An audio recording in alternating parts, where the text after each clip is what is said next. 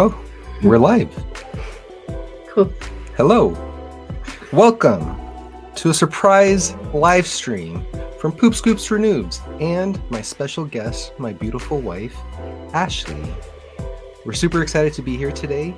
It's been a crazy journey. It's been a crazy couple of past weeks, months planning this wedding, getting through all the chaos the last couple of months.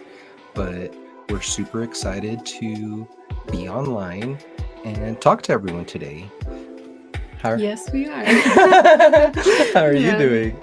I'm doing really good and excited to be here as well. It has been a whirlwind of a few weeks. Oh yeah? Yes. Yep. Wedding planning is a lot of work.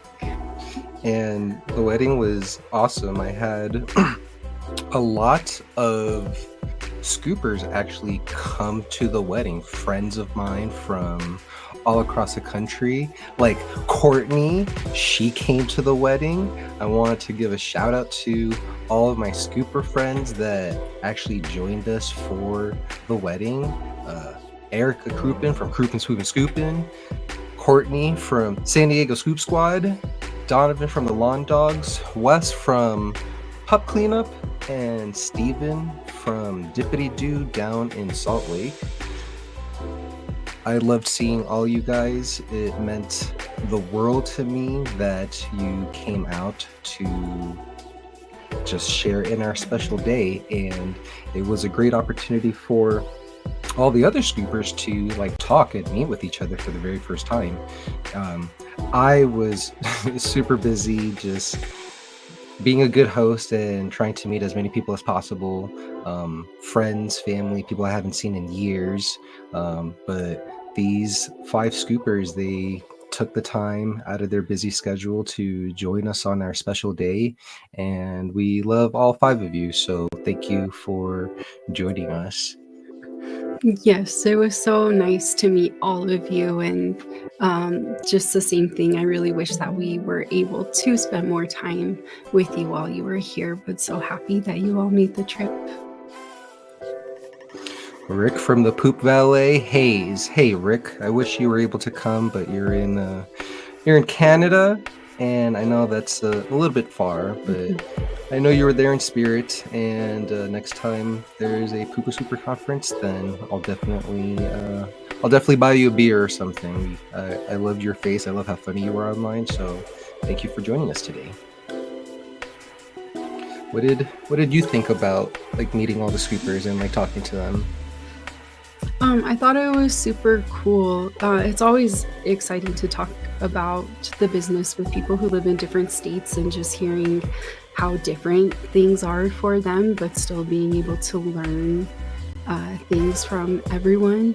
I wish we could do something more to meet a lot more people and do the same kind of thing, like a convention type thing would be super fun.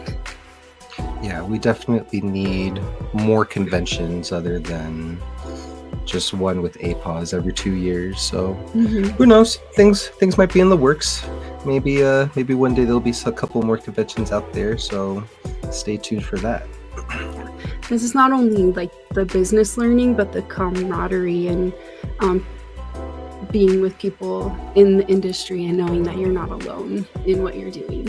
Yeah, that was one of the reasons why I loved that Pooper Scooper conference that I went to last year, specifically because of the camaraderie, just meeting a bunch of like-minded individuals. I mean, the scooping industry is so niche, it's so small. It's exploding in growth with the last couple of months. Just there's a lot of awareness going on with the industry, but I feel like scoopers are still super tight-knit. It's a very small group of people. There are a lot of communities online, and I'm gonna go back to this screen. Oh, sorry. I've talked to all of these people online for the past 2 years. Erica, everyone knows Erica from Cooper's Poop Scoopin'. She's the reason why I started my scooping business. She's the reason why I started my YouTube channel. So I talked to her for a couple of years, but then everyone else I became friends with them through the online communities, and like you just build rapport and camaraderie, like you said. Mhm. Like I would do anything for these scoopers. So thank you again for joining us.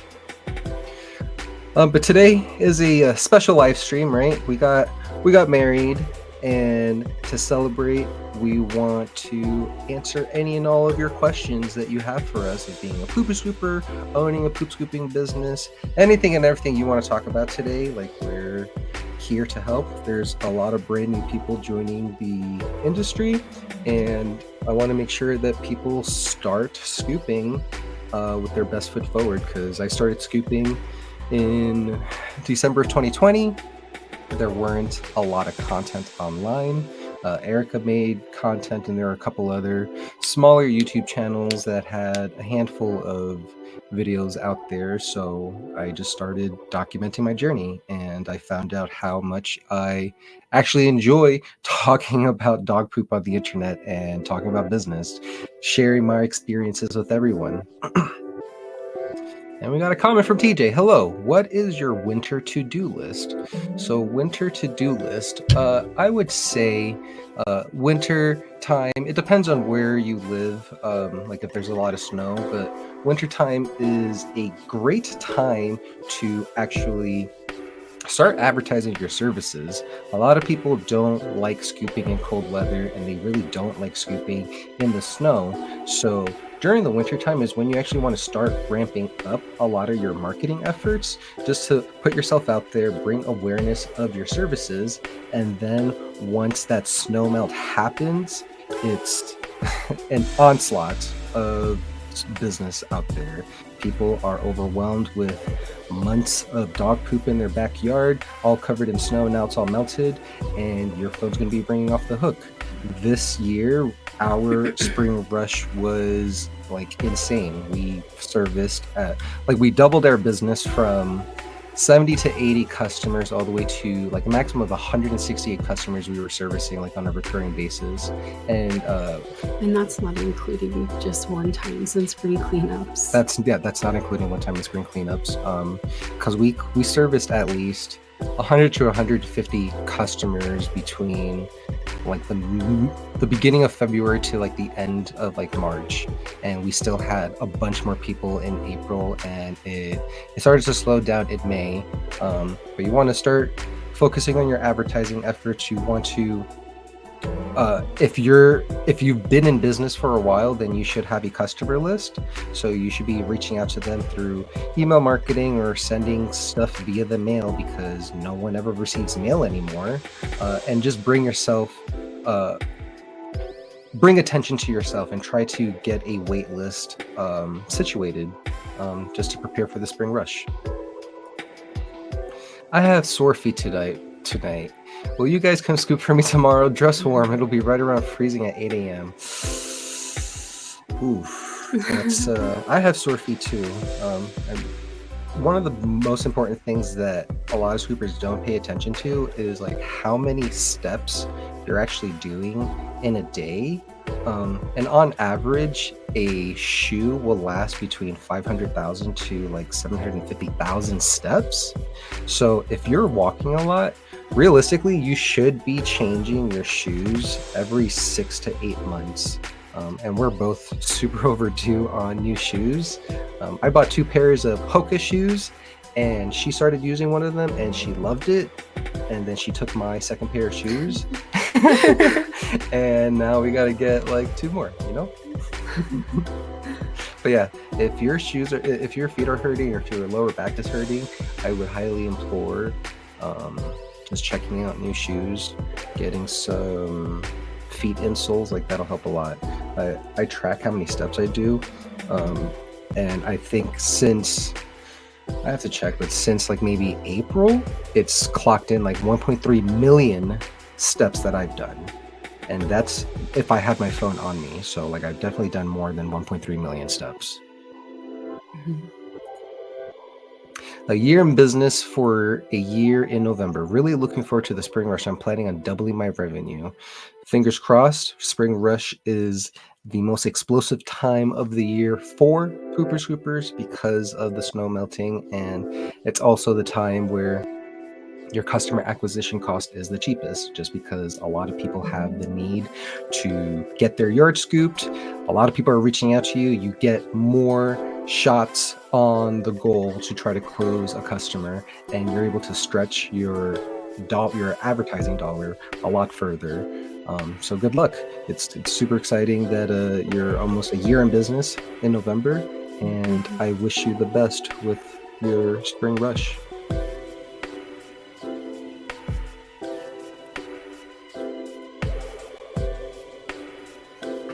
So give us all your questions. We're waiting to answer anything and everything. Oh damn, more questions. Can you do this business in South Florida, Miami area? And we don't have no winter here, but we do have rich people. But I just can't really see the demand for something like this realistically. Realistically, the demand is everywhere. If someone has a dog, that dog poops, and someone is going to have to scoop that poop eventually. The good thing about living in more affluent environments is you'll meet people with disposable income. So at that point, the challenge that you have is trying to bridge the gap between like what is the value you're providing to your customers and like why are they going to choose you for the service, because people value their time and their energy in different ways. People who are higher affluent, they might value their time a lot more because they probably work a lot, or they're saving their money for retirement. They just have a lot more funds, and they rather focus on doing things that matter to them. So if you're trying to position yourself to affluent customers, you really do need to position yourself as a luxury service. Poop scooping is not essential. There are people who will fire you just because like they can. No one is going to um, no one's going to clamor for your service, and you have to remember that we are a luxury, and people who have the funds to hire you, they're going to hire you if they find the value in your service. What do you Yeah, think? yeah. No, I agree. And with being in South Florida, every state or every area is going to have their different weather challenges that you deal with. And it's just something that you learn as you go, to figure out what the best strategies are for overcoming any weather challenges. Mhm. You have to let people know your service exists. Most people don't know it even exists, so therefore they have no demand. Education and awareness is key. That's going to be a challenge for a lot of scoopers um, when you start out.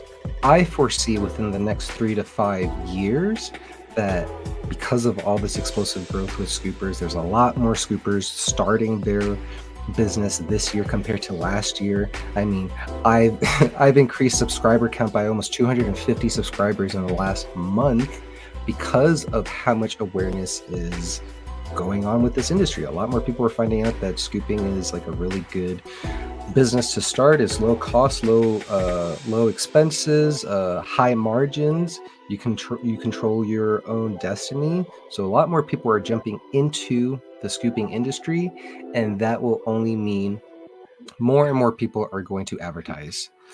A lot more people are learning that it's a service in general as well. Every time I go get my nails done or go somewhere to meet people and I'm telling them what I do, they're so intrigued and interested and saying they didn't even know it was a thing, or they were already working with someone, and then my opportunity to switch them to us. Mhm. Anyone have any luck with gift certificates? We actually did a gift certificate for Black Friday. We're probably going to do it again. But what we did was I took the Alex Hormozy playbook on gift certificates. We sold a $100 gift certificate, right? So you get a gift certificate and it's valued at $100 of our service. We discounted that $100 70%. This is just for Black Friday, right? So someone is paying $30 for a $100 gift certificate, but the rule is they have to give that gift certificate to a family member or someone outside the household. So they're paying us $30 just for us to get a potential lead, and we just have a $100 IOU that someone needs to cash in.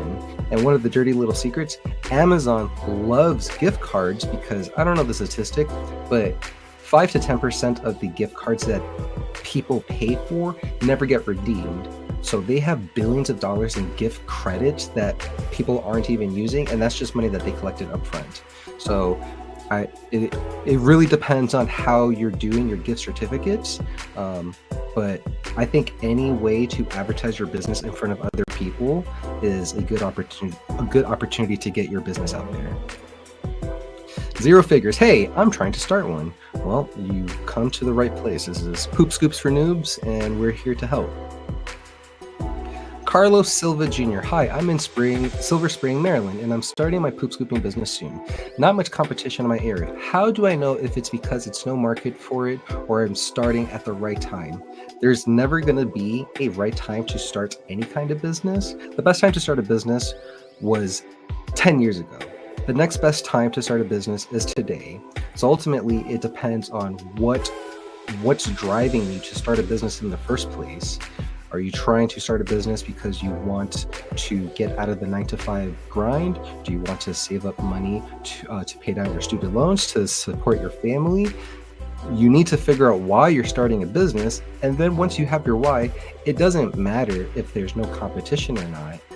That desire to succeed, that desire to have a better future for yourself is going to propel you forward to keep growing your business regardless of what anyone is saying, regardless if there's no competition. If there's no competition, that's even better for you. You can not spam, but you can blast your neighborhood with advertising spend, and you won't have to worry about anyone sniping your competitors. So if you don't have competition, put the foot on the gas and get started as soon as possible, and just keep scooping. If you keep scooping every day, you will go really far. Nicole B, do you have contracts with parks, apartment complex, etc.? If so, how do you get them? So how do you get apartments and parks? That I joined a lot of associations in my state. There are local and state associations for apartment complexes, for property managers, for HOAs. You want to get in the industry and build relationships. BNI is really good. The Community Association Institute in your state is really good. There are a lot of different associations out there specifically for this target group. And you just go to their meetings, you build relationships, you try to be a sponsor for some of their events. We've done a lot of sponsorship events this year, just getting in front of property managers, putting ourselves out there, giving them free copies of the book that I wrote, what every property manager needs to know about effective pet waste management, right? That book is a lead magnet that I developed specifically for property managers. So whenever we go to an event, we give them those books, and then people call us. Yep. And people remember you every time you go to one too. We have a lot of people come up to our booth where maybe it wasn't the right time the year before, but they come up and they remember us and then end up reaching out to us. Courtney, it may be slower growth in warm weather areas like it is in San Diego, but you can have a higher ticket price since you're in a more expensive area. That's exactly the point. And it's a great point, because Courtney from San Diego Scoop Squad, Scoop, she has extremely high rates that I wish I could have rates at that level, but she's paying San Diego prices. They have almost $5-6 per gallon for just gas, and they are competing with $15 to $20 minimum wages at McDonald's or at an Amazon factory. So if you want to hire people, if you want to scale your business, you have to have high prices that actually support that growth. Nick, what do you recommend for a new poop scooping business that is the only one in town? So what I would recommend, create a Facebook business page, right? You want to create a profile so you can advertise through that Facebook business page. You'll want to find all the local community groups in your area. So there should be, we live in Ogden, Utah, right? So there are a lot of Ogden community groups on Facebook. Excuse me. You'll want to be mindful of what are the rules for each community group, because they'll have specific rules on when you can advertise or when you can self-promote. And similar to like the property manager question, you want to instill yourself into the community. You don't want to just go into these community groups and say, hey, look at me, I'm a poop scooper, and like, let me pick up your dog poop and hire us. No, you want to give value to people. You want to get your name out there, post funny memes, answer people's questions that are posting in that community group, and eventually with time, people will know that, oh wow, Anthony, he's always posting on this Ogden group. I wonder what he does. Oh, he actually has a poop scooping business. That's very interesting. And like, that's how you just build rapport and brand awareness in your area. So build a Facebook group, join community, build a Facebook business profile, join Facebook community groups, and then the most important thing after that is signing up for a Google business profile.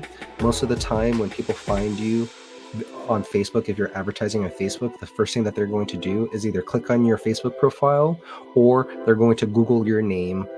And if you don't have a Google business profile, then you're not going to show up. So Facebook business page, community groups, and Google business profile.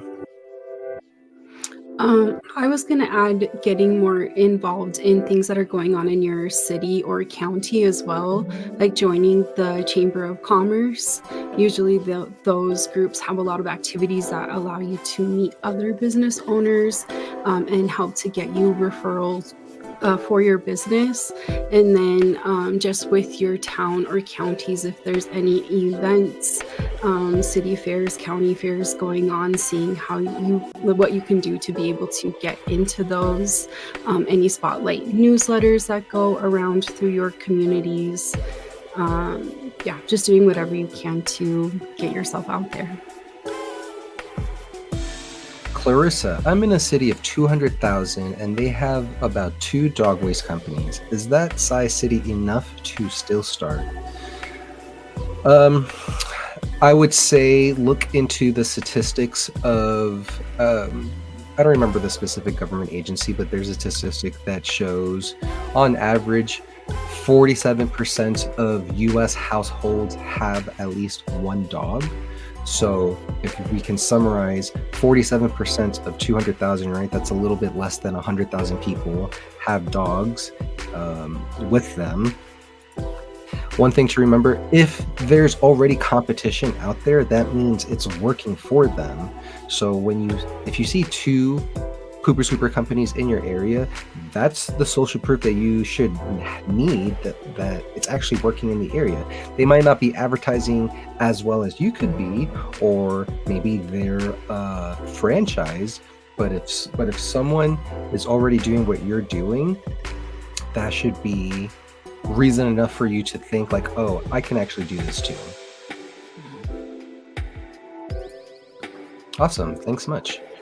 You're welcome.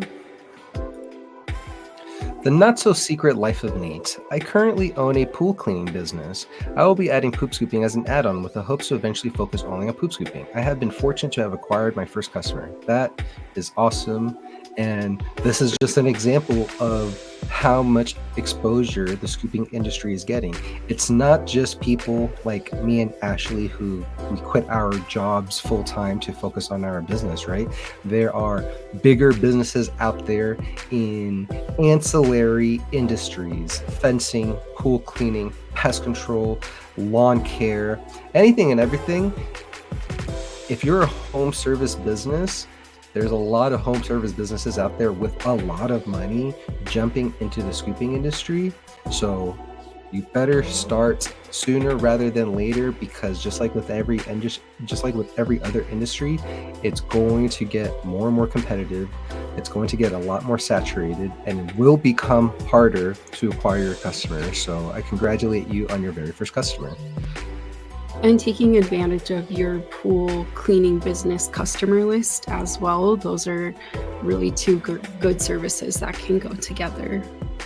And most of the time, I mean, this is an assumption, but like if you're hiring a pool cleaning service, like you probably have money. Because I grew up poor, I didn't have a pool ever, you know. But if someone owns a pool and they can hire someone to clean it every once in a while, then they probably have disposable income. So it's a good opportunity, like Ashley said, focus on nurturing your customer list, do follow-ups with them, send email blasts. You have their address because you've been there, so you can leave a physical goodie bag with like your business card saying, hey, by the way, we're actually starting a poop scooping service. If you want to sign up, here's information. So you have a really good opportunity to just blow up. Where are y'all at in Florida? I don't think that's for us because we are in Utah. Wasn't it Miami? I wonder. How do you feel the competition is in South Florida? I don't really know the competition in South Florida. So if anyone here is in South Florida, that'll be helpful. Probably was one of the questions. But I do know there's a lot more scoopers in South Florida.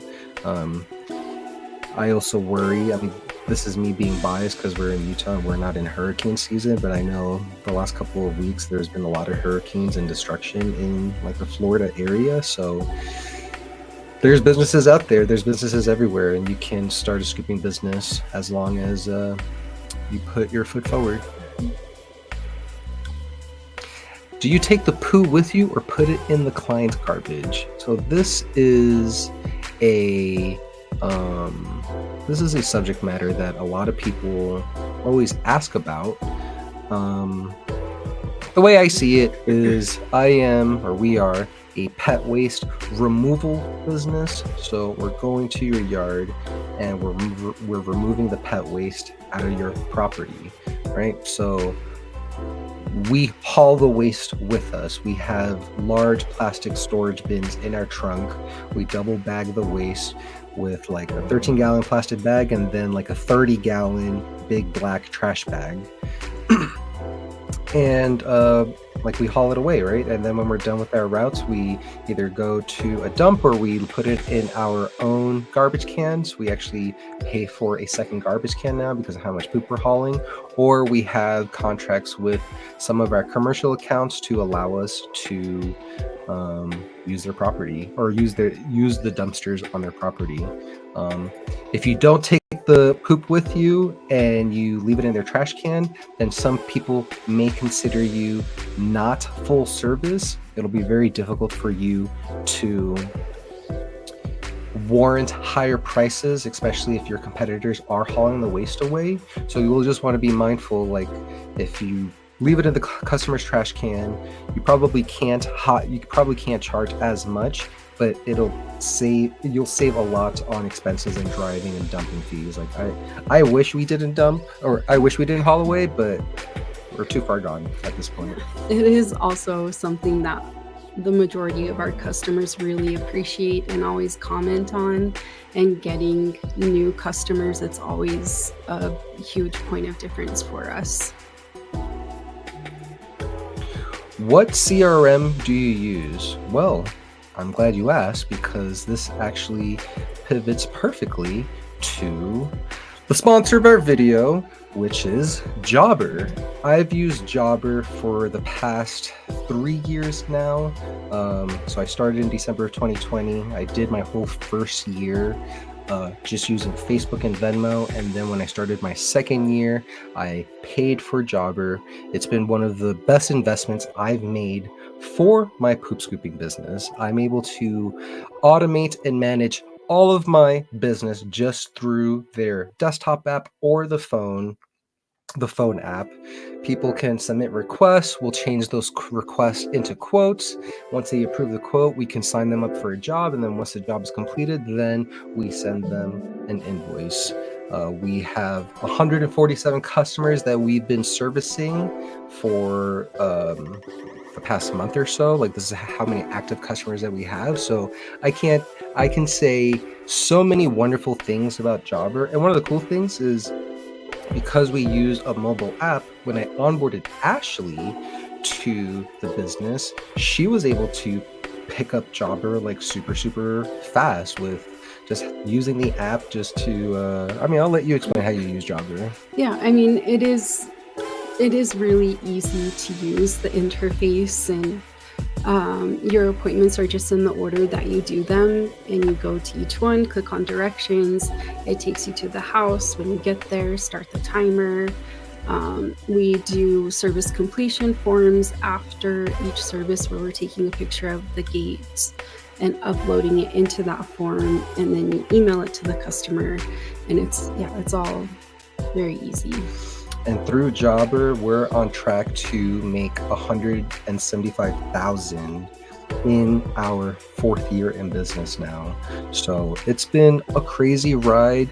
A lot of my growth is specifically because of Jobber. I wouldn't be where I am today if it wasn't for Jobber. So if you want to try out Jobber, make sure you go to poopscoopsfornoobs.com/Jobber. You'll get yourself a 14-day free trial plus my exclusive discount, and I'll make sure to send you my Jobber cheat sheet for Pooper Scoopers. Ashley made this amazing cheat sheet. It has the configurations we use, our request form, all the settings that we set up on Jobber in this PDF cheat sheet. So when you sign up on poopscoopsfornoobs.com/Jobber and you get your 14-day free trial, I'll make sure to send you that cheat sheet so you can set up Jobber as fast as possible.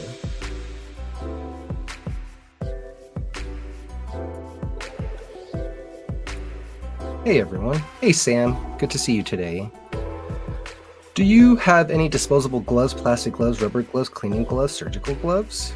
It's a lot of gloves. We use, it depends on the visit. We have like nitrile rubber gloves that we use for when we use our wishy-wash spray. It's our deodorizer and sanitizer. It's a chlorine-based solution, but we want to make sure that it doesn't burn our hands, so we use rubber gloves. But then most of the time when we're scooping, we're using like durable leather, maybe not leather, but polyester.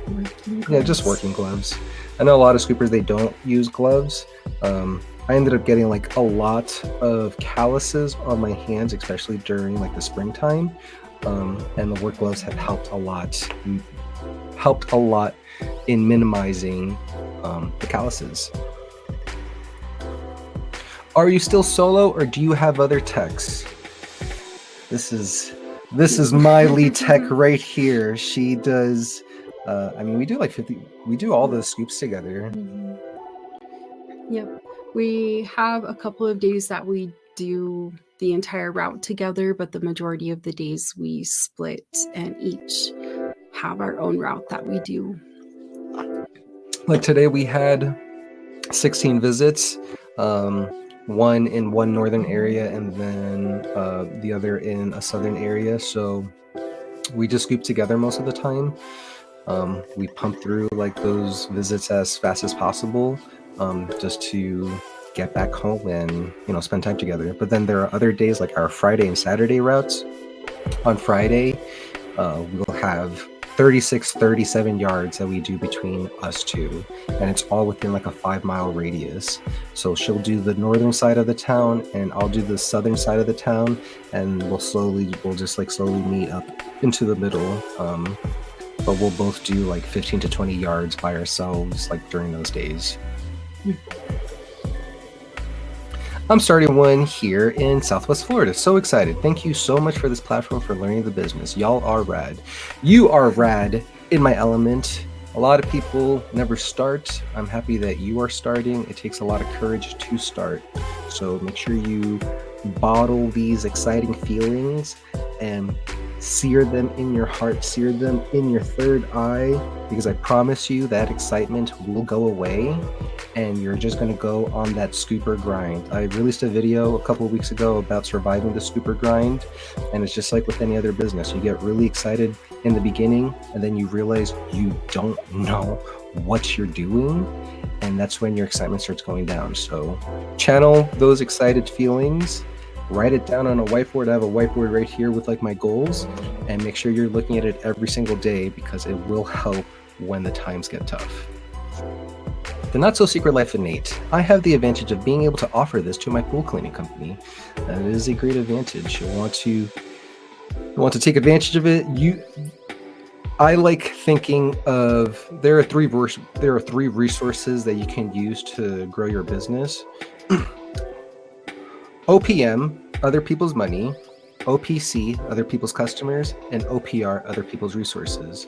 So if you're able to offer this to your pool cleaning company, you can use other people's customers to grow your business, and that'll be infinitely cheaper than trying to get businesses by your customers by yourself.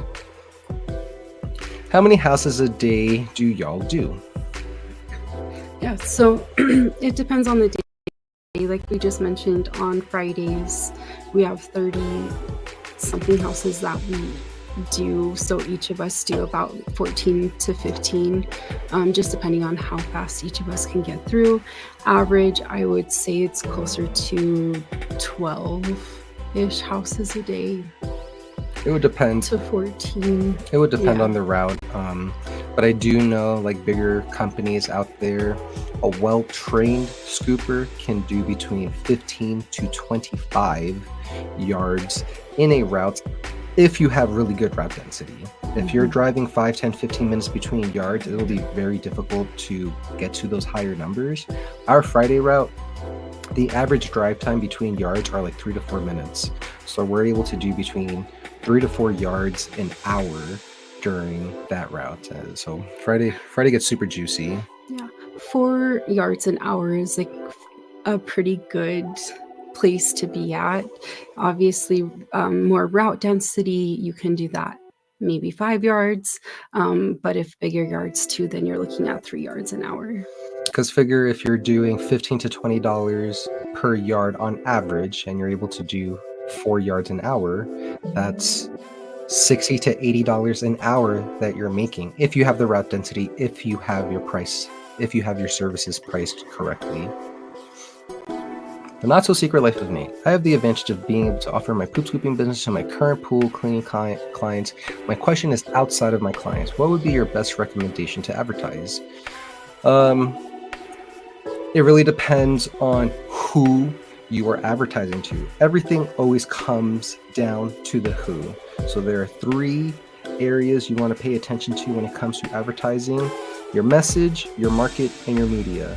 The message is completely dependent on who you're advertising to. If you don't know who you're advertising to, then you can't speak to their desires, you can't speak to their fears. You want to figure out what are the conversations they're having with their spouse in the middle of the night. What are the things keeping them up at night? If you're able to identify the who, then you can go to the next step, which is the market. If you know who it is, you know where you can advertise to. And then once you know where you can advertise to, like the avatar, then you can determine the media that you want to advertise on. So for example, if you're trying to focus on more senior individuals, older people, people with mobility issues, this demographic type, they don't use social media nearly as much. They're more receptive to postcards. They're more receptive to sales letters. They're more receptive to other forms of media outside of social media, like Facebook, Instagram, TikTok, for example. So I can't give you a best recommendation on advertising without knowing who you're advertising to. But general ballpark, a lot of people either focus on Facebook or Google ads. But since everyone is doing Facebook or Google ads, that's just going to naturally increase the cost of advertising on those platforms. So if you're only relying on Facebook or Google, I highly implore you to start exploring other acquisition channels to advertise on, because eventually Facebook and Google is going to get too expensive. It's just like every other platform, every other cycle in advertising, for all the way from radio to infomercials to TV shows, social media. Advertising is super, super cheap on a brand new platform because the advertisers are trying to encourage businesses to advertise on their platform. More people go on that platform, and then the cost of advertising goes up because more people are using the platform, and the identify like, oh, we can actually make money on this platform. And then once it gets to a point, it's overly saturated, and then a brand new media appears. Like right now, TikTok. A lot of businesses are going on TikTok to advertise because it's super cheap, but that's only because TikTok is making advertising costs super cheap, and eventually that's going to go up too, and it's just going to be an endless cycle. When to do price increases? Realistically, you should be doing a price increase every single year.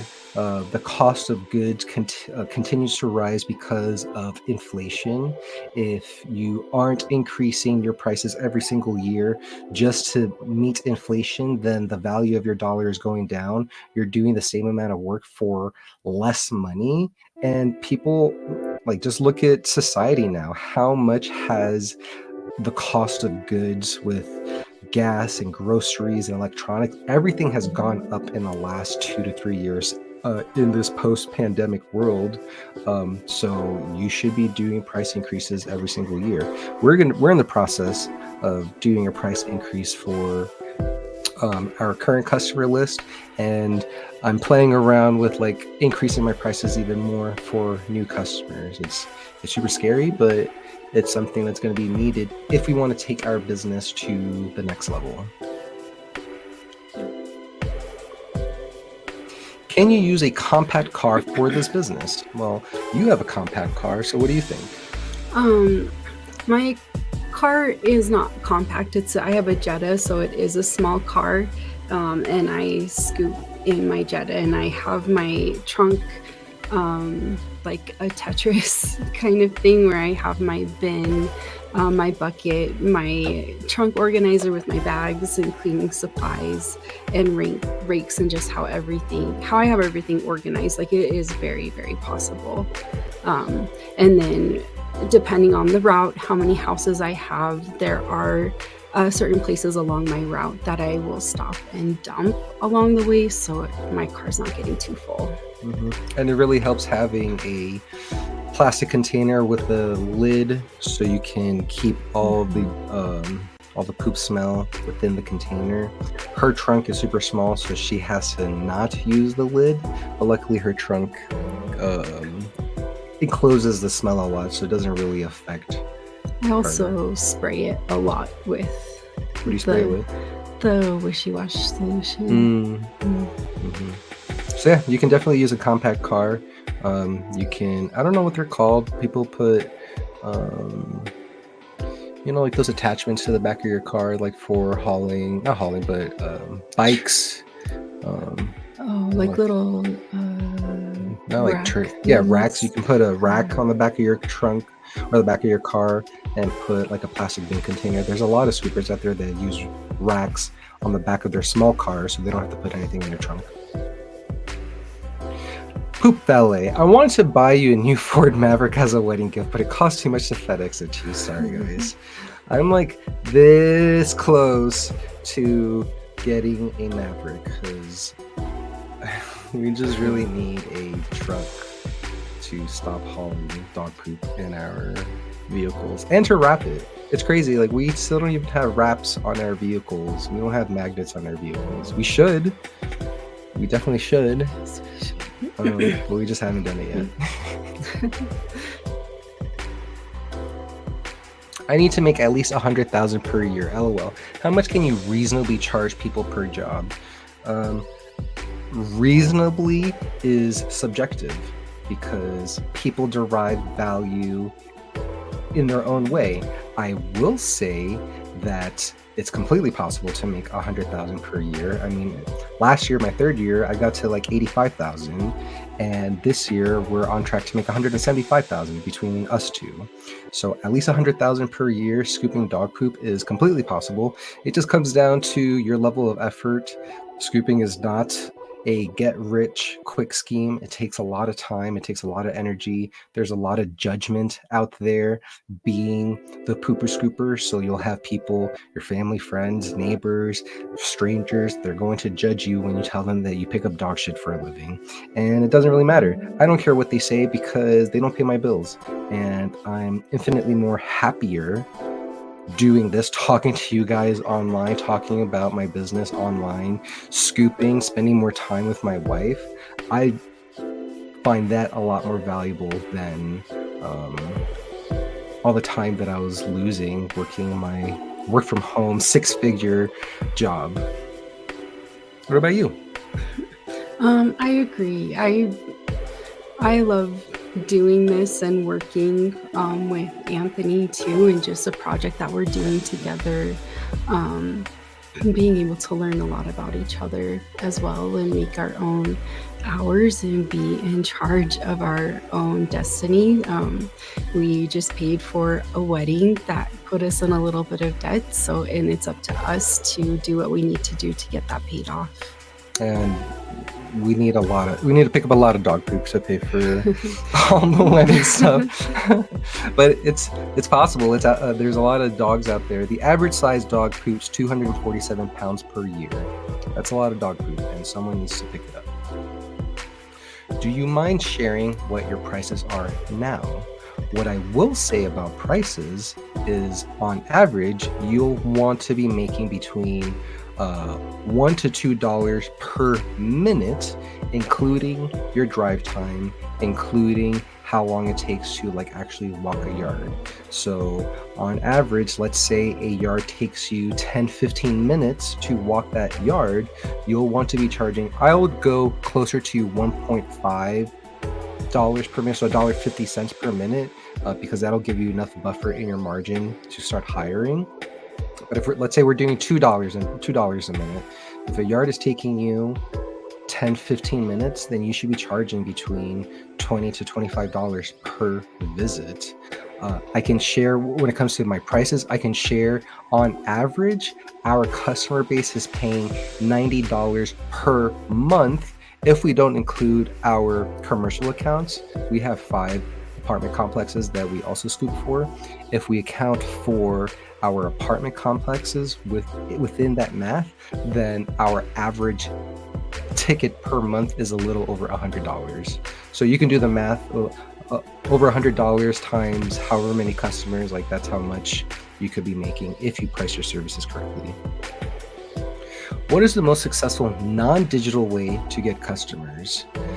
Most successful non-digital way to get customers is figuring out how you can implement some sort of lead magnet to give out to someone in exchange for their contact information. A lead magnet can be literally anything and everything. A lot of people don't ever think about developing a lead magnet for their business. They just do their advertising campaign, and then they wonder why people aren't signing up for their service. But think about your own buying behavior. How many times do you have to see an advertising online before you make a decision? It's very difficult. Think about the bridge you're trying to cross with a customer. They see you for the very first time, and most of the time people are just asking for their money and having them sign up. But if you get a lead magnet created, it could be a free report, it could be literally anything. What's something of value dog owners would appreciate that will position you as an authority figure.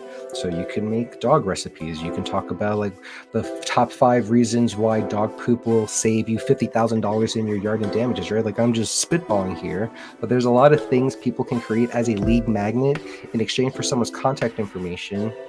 And then once you have their contact information, that's when you implement follow-up processes, you do a drip campaign, you give them value every single week or every single day or whatever your cadence is, always positioning yourself as a trusted authority, and then eventually try to offer them something and make a sale. So that would be my recommendation as non-digital, because everyone is doing social media with Facebook and Google. No one is doing lead magnets. No one wrote a book I mean, there's maybe one or two people who wrote a book for the Poop Scooper industry. I wrote a book specifically for property managers, and that's my lead magnet for property managers. That's a non-digital way I'm using to advertise. So I would encourage you to think through what are other non-digital ways to get yourself out there. And then I would add the community things to join, like Chamber of Commerce, for example. We are in these meetings where the whole purpose is to learn about other people's business and then see if you know anyone who you can refer to them. And we get a few referrals from that each week because each of us go to a meeting each week. And it's really just word of mouth too. The customers that you get, make sure you do an amazing job and give that really great first impression so that they will talk about you to everyone they know. When it comes to being a service-based business, you want to provide a service so good that they recommend you to their own mama. If you can't provide a service that good that they're recommending you to their own family, then like you don't have that good of a service. And you want to think through your customer experience and how you can wow people. I appreciate you guys. You guys are a great help to the community. Thank you, Teddy, for your kind message. Tyler, do you have a lot of competition in your area? A lot is relative. I have two really big companies that service like all of my state. Two big, one's a franchise and one's not a franchise, but they're super huge. And then at least in our service area, there's probably two or three scoopers, not in the same size as us, but they're still here. If you go further south to Salt Lake, there's a bunch of scoopers in the Salt Lake area. So it'll really depend on where you're located. I know Dallas, for example, there's like 30, 40 different pooper scoopers and they're all competing against each other and they're all doing really well, right? So I never worry about competition. Well, I always stress about competition, like mentally. But competition is a good thing. It forces you to be a better version of yourself. It helps you evolve your business. The business that you have when you start is not the same business that you're going to have further along in your scooping journey. You have employees. We are the employees. So we're both W-2 employees through my business. And because we're W-2 employees, I'm able to pay 401k. I'm able to pay full insurance for both of us. So medical, dental, and vision. We got contributions to our retirement. So because we're both W-2 employees, then we get taxed at that rate. How did you get your first initial clients? Just started up my first week. So when I started in December 2020. I created a Facebook business page. I found this GIF of a dog scooping up dog poop and I posted that online. And then I started pushing Facebook advertising to it. And after a week or so, this was during December, right? So it was in the middle of winter and it kind of snowed a little bit. So there's already that desire of like, holy shit, I had dog poop in my yard and it's snowing and I don't want to pick it up. So I had that going for me. I started pushing Facebook ads, and within my first week, that's when I got hired for my very first job. I was a dummy and I bought that metal claw squeeze machine thing to try to scoop. We were dating at the time and like she made me breakfast. I was so scared and nervous that first day. But her breakfast like really helped calm my nerves. I went to that customer's yard and it wasn't bad from an initial cleaning perspective. It was just horrible because I was using that claw rake thing and that equipment is horrible. It does not work as a professional pooper scooper. So I struggled a lot in my very first appointment, but after I finished, I was like, holy shit, I finally did my first appointment and someone paid me to pick up their dog poop, and the rest is history. What do you remember about that day? I mean, the same thing. I remember you being really nervous and you left and you were gone for a few hours and then you came back and you were really excited about how it went. That was a great day. Mhm. Do you have to get some kind of license to dump the waste in the designated site? So I think this would be more a local question for your municipality, just because pet waste is considered hazardous waste. And I can't tell you what the rules are in your city or state. I know some scoopers where they can't dump in their dumpsters, they have to take it to the dump, the landfill, and there are some places where they don't care where the poop is going to be. They'll just leave it in their trash cans, right? So it really depends on where you live. But as a license, I don't think there's really any license you need to start a scooping business other than a business license if you want to be official. And I do recommend you getting a business license because that'll help you get a business checking account, and then you can split your business expenses and your business income from your personal income. Social Vibes event space. How much we're spending a week on Facebook ads to start? Well, it really depends on your ability to advertise. A lot of businesses, or a lot of the businesses out there that are succeeding really fast in the scooping industry, they already have a marketing background. So they're able to spend hundreds and thousands of dollars on their marketing spend because they already know the best practices to create an ad. Have a compelling title, have a call to action, call out a specific avatar on your post. These are the little things that a lot of people don't pay attention to in their advertising, and they wonder why their marketing spend isn't effective. So like if you're starting out, realistically, you should only be spending money that you're willing to lose, because nothing is guaranteed, especially if this is your very first business. You're going to suck advertising because you don't know what works well in your target market. So I would start with $5 to $10 a day.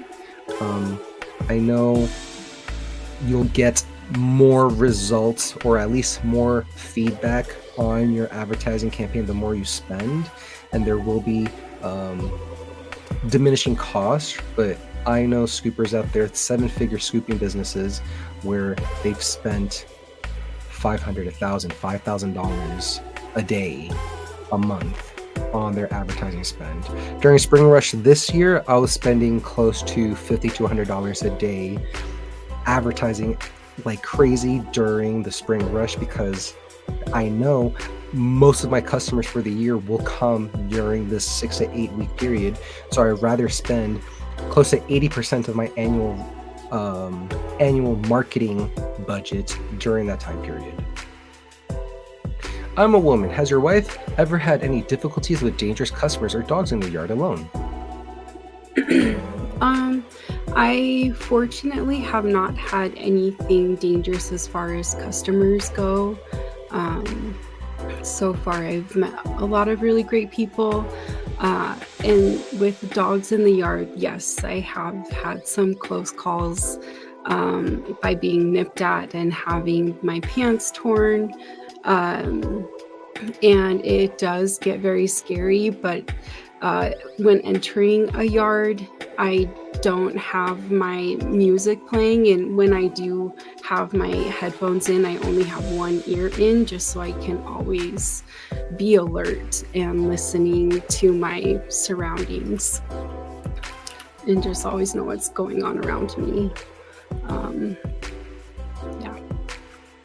And when it comes to dangerous customers or dogs in the yard, a lot of it is being proactive with your communication. Implement systems and processes with your CRM, or just doing manually, but sending a proactive message the day before. Hey, customer, by the way, we're going to be there tomorrow. And at least 30 minutes to an hour before you show up. One, so you have that proof that you actually communicated with them. And two, like, there are times where you're going into a dangerous dog's yard and you can't fault the dog. They're just protecting their territory. But you just have to remember, keep your equipment in between you and the dog. Never let your back to the dog. If they try running around you, always try to face the dog and then walk backwards to the gate until you're able to escape.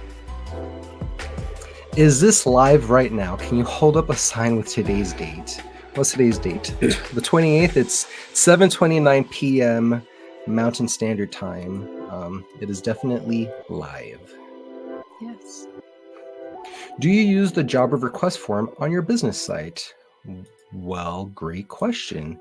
I actually do use the job of request form on my website. So get your free pet waste removal service quote now. And if you scroll down, here is a request form.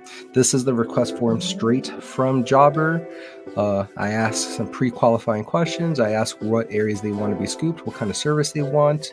I give them a requirement, a checkbox for recurring service. Do you agree that you're prepaying for a monthly membership and will keep the card on file for automatic billing on the first of the month?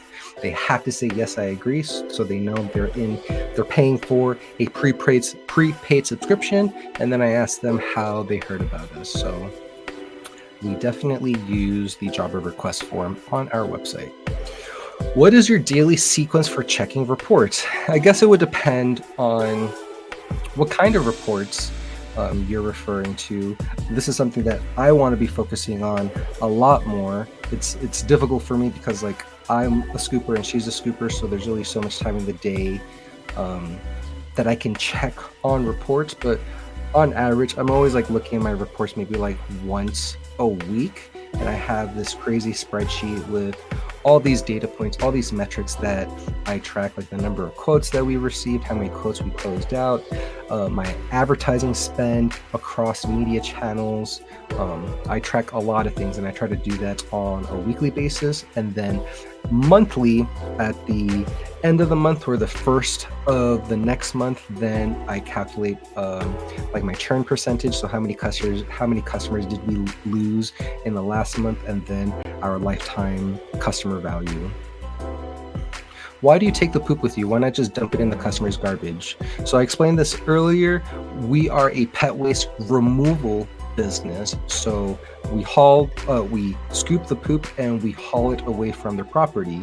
I like being considered a full service provider. So for us, we're taking it away from their property.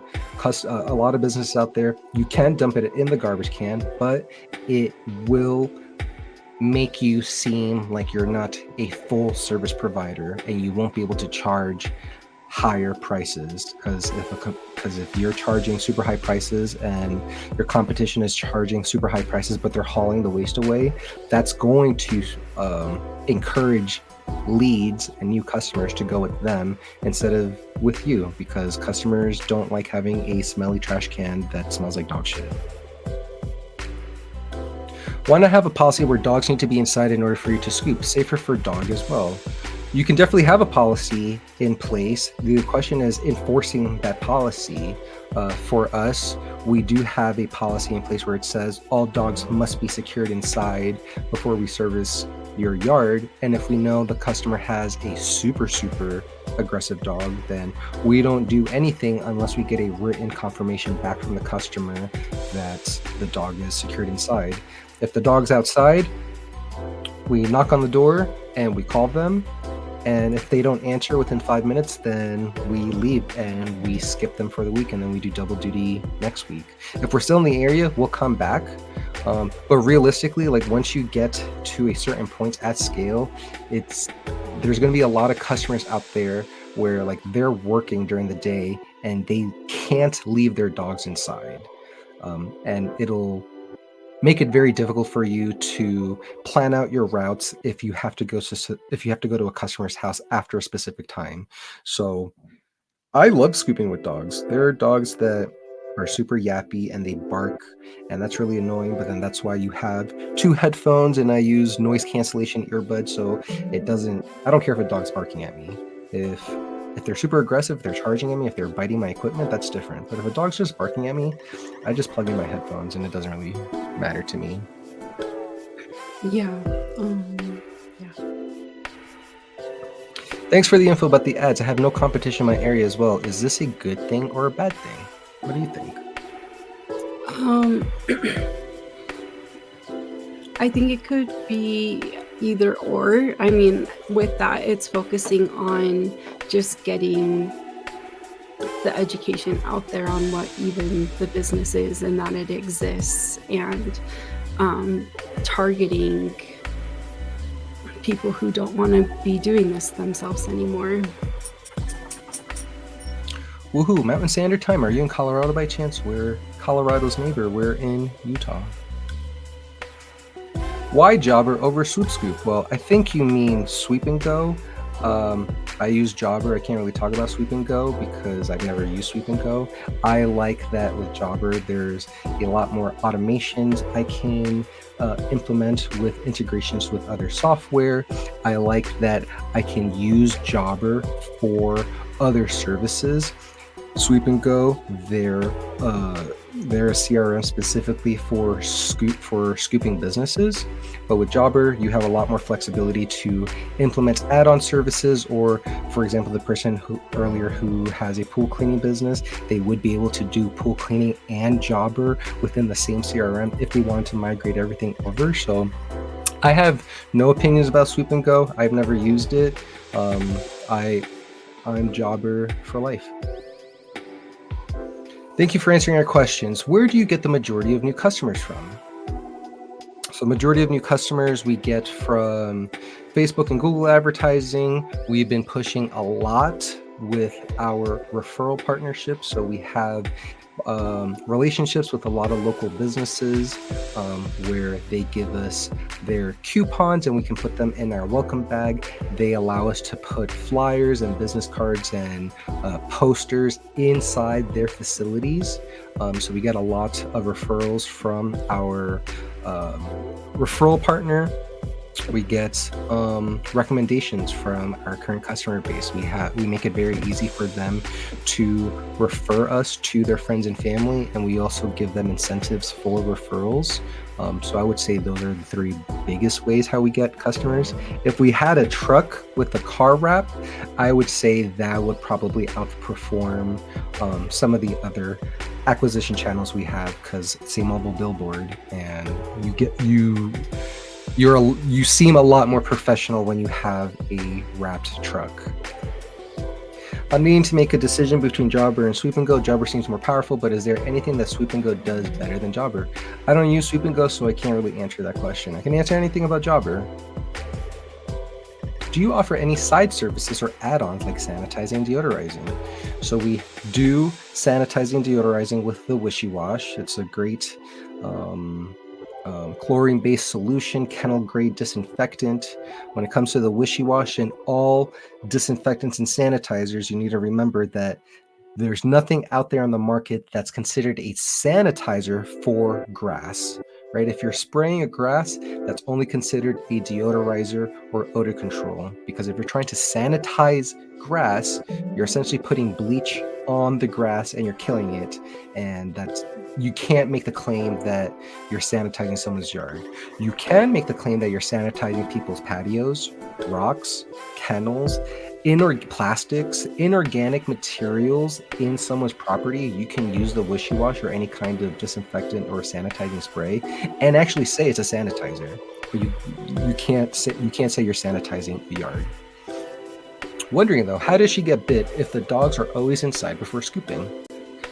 So our policy is, and what we say on the first appointments is, we're okay with having dogs outside as long as they are friendly, but as soon as they start showing any signs of aggression, then we reserve the right to not perform the service. And realistically, like, accidents happen. You may be talking to the wife or the husband, and they might not be communicating with someone who's actually at the house. So there will be times where you're in someone's house and a child opens the door, or family members visiting for vacation and they open the doggy door. And now you have an aggressive dog charging at you, and there was nothing that you could have done to prevent it in the first place, just because accidents happen. And we do send a message at least 30 minutes before we arrive. We try to do 30 to 60, but sometimes people just don't see the message in time if they're one of those that have the more aggressive dogs. What's a minimum population you would consider it possible to have a scooper business in for a full-time income? A minimum population. I don't want to put a minimum anything because, like I said earlier, if a dog's pooping, someone needs to be scooping. The average, the average household in the United States, 47% of households in the United States have a dog. So with that math, almost 50% of anyone in your town, they're going to have at least one dog. So minimum population, I don't want to say a minimum population because I can guarantee you there are scoopers out there with a population of 5 to 10,000 people and they're starting their business. And there's metropolitan areas with 1 million plus people, and there's also dozens and dozens of scoopers in that area. So if you're worried about minimum population size, I challenge you that you should just start anyways, because if it's a smaller population, the likelihood that you have a lot of competition is low. So you might as well take advantage of having no competition, because you will have competition eventually.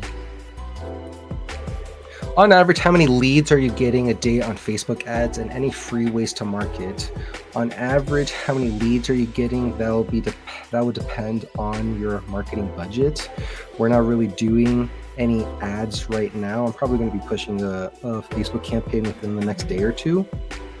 And it'll also depend on like the time of the year. So like during spring rush, we had 250, 300 messages over the course of, I don't know, like 4 weeks. So we were getting dozens and dozens of messages, people reaching out to us, but we were also spending a bunch of money. So on average, I mean, you always want to get at least one lead per day. And then if you consider your closing rate as 20%, that's a super low closing rate, because our closing percentage right now is between like 50 to 60%, depending on the time of the year. But if you have an average close rate of 20%, then you need to talk to 5 people before you get one customer. So at least try to get one lead a day, reach out to everywhere. Oh yeah, so any free ways to market, I mentioned this earlier, right? So if you have a Facebook page, join free community groups, advertise on those community groups, build relationships with people in those groups, join networking groups like BNI or Chamber of Commerce or associations in your city and state, and just build relationships with other people. People do business with people. So if you don't put yourself out there, if people don't know that you exist, then you're not going to succeed without some effort. How would you differentiate your business from a competitor that's drastically undercharging for a similar service? I would increase my prices. I would charge a lot more because I don't care what other people are doing. I don't care if someone is undercharging. The reality is most businesses out there, it's not even just sweepers, most businesses out there fail after 3 to 5 years because a lot of people don't know how to manage a business. They undervalue the time, energy, and effort to provide a high quality service to a customer. The beauty about charging higher prices is, one, your customer has more buy-in and confidence in your service because they're spending more money. They're going to expect a higher quality of service. And if you can position yourself as a luxury, if you can say you're trying to help them save more time and energy in their day, you're helping them minimize the back pain or their knee pain or body pain from just having to bend over and scoop, right? There are a lot of ways that you can position yourself as a luxury, because it goes back to what I said earlier with the triangle: message, market, media. Who are you advertising to? If you can figure out who you're advertising to, then you can figure out how you can differentiate yourself for that audience. And it also comes down to, like, once again, the who, but like the affinity you have with that who. So for example, I know there are some scoopers that are starting that they have a military background. So their scooping business is all military themed. Now, when they're advertising, they should be using that military background in their verbiage, in their ad copy, in their marketing assets.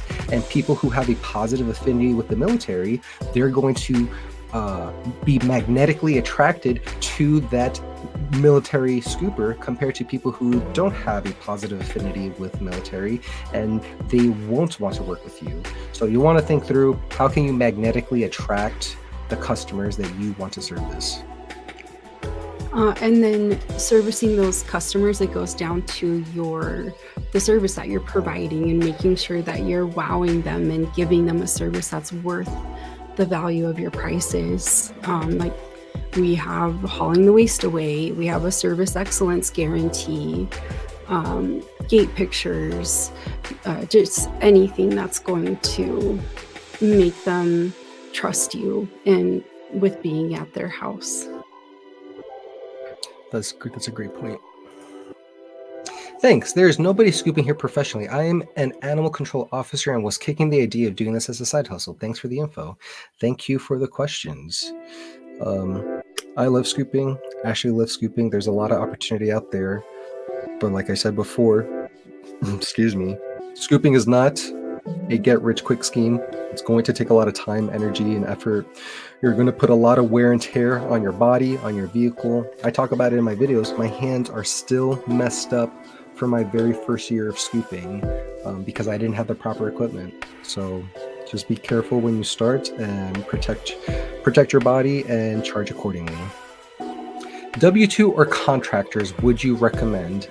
I know scoopers out there that W-2 works perfectly for them and contractors work perfectly for them. The only issue with contractors is there are very specific rules and requirements that you have to follow to be considered an independent contractor. So they can't wear your uniform. They have to provide their own insurance and their own equipment. They decide when and where they'll service your customers. If you're violating any of these requirements, then the IRS will say that independent contractor is a W-2 employee, and then you'll owe a lot on taxes. So both of us, we are W-2 employees through my business. And as we continue to scale, we're going to continue doing W-2 employees. Like I was going to say probably like during the spring rush, I might see about temporary work or like see what options there are for like independent contractors, but I don't really want to go down that slippery slope. If you're going to work for my business, like I'm going to take care of you as an employee. I'm going to give you benefits. I'm going to pay you a livable wage, because remember, everyone who wants to scoop for you, you're competing against Amazon, you're competing against Walmart, you're competing against McDonald's. These low skill jobs paying minimum dollars per hour, and you're trying to hire them to work outside in the elements, in the rain and the sleet and the snow and the sun. Like you have to charge higher than some of these low experience jobs. Mm-hmm. How do you deal with competitor price lowballers? Charge higher. Stop caring about what competitors do. Competitors aren't paying your bills, and know that if a competitor has super low prices, eventually they're going to get burnt out because they're going to be doing a shit ton of work and have no money for it. A lot of these bigger franchises, they'll do free initial cleanings or super low rates because they have the route density to warrant such a low price. So they have to go through so many more yards in an hour to like actually make money. But what ends up happening is, because they're doing such low rates, all their techs have to rush. They're not cleaning their equipment. They're not cleaning their boots. They're not taking pictures of the gate when it's closed. They're leaving the gates open. We get a lot of business from franchises because of these issues. So I'd rather charge a lot more and take our time providing the service instead of rushing 5-7 minutes in each yard and then having a customer get pissed because their dog escaped. Mm-hmm. That was my question also. Thanks. What's the maximum radius from home would you recommend for services? So when I started, my radius was crazy. I would drive an hour and a half to like one house, especially if it was like a one-time appointment and I was just starting out. I drove an hour and a half to like one appointment just because I was so desperate for business. But once you're in business for a while, you start identifying the areas in your county, the cities in your state that have a high concentration of like your customers. So now, like, I would probably minimize my service area to like a maximum of 30 minutes, because that's 30 minutes one way and then 30 minutes back. That's a minimum of an hour that you're driving, not servicing anyone, that you could be scooping 2, 3, 4 other yards during that hour. So maximum is 30 minutes I would recommend. But like our Saturday routes, she has a closer route than I'm driving, the farthest away that I'm driving on Saturday is like 45 to 50 minutes away, but that's an apartment complex. So I'm willing to bite the bullet on that 30-minute max because it's an apartment complex and because I charged really high to account for that time that I'm driving. Does this business interfere with at-home marriage kids? I have 3 under 5 as well. I mean, this is a great question for you. How has being with me as a content creator and a scooper, how has that changed in the last 3 years? So I can't speak to the kids. Not yet. Not yet. But as far as our relationship and now marriage, it's just making sure that you're scheduling time for dates and specific things that you're doing together that are outside of the business as well. Your hobbies and just quality time, and that you're meeting each other's love languages, and just always checking in on how the other one is doing. And I would say it's like with any business or any hobby, too much of one thing is detrimental for all of your relationships. I mean, you can die drinking a lot of water, right? So when you start a business, it's a super lonely path. You suffer a lot by yourself because you can't talk to your friends unless they also own businesses. No one is going to relate to you. So you have to lean in, or you have to lean on your spouse. And I was super lucky that Ashley, from the very beginning, she was extremely supportive. I remember for the first year and a half, I did all of my scoops by myself, and like she would ask if she can scoop with me, and I had that ego and pride that I didn't want her help, because I don't want my woman having to pick up dog shit. Like, I'm doing this to try to provide for my family. But eventually got to a point where I was still working my full-time job, and I'm running out of sunlight to actually service my customers during the winter time.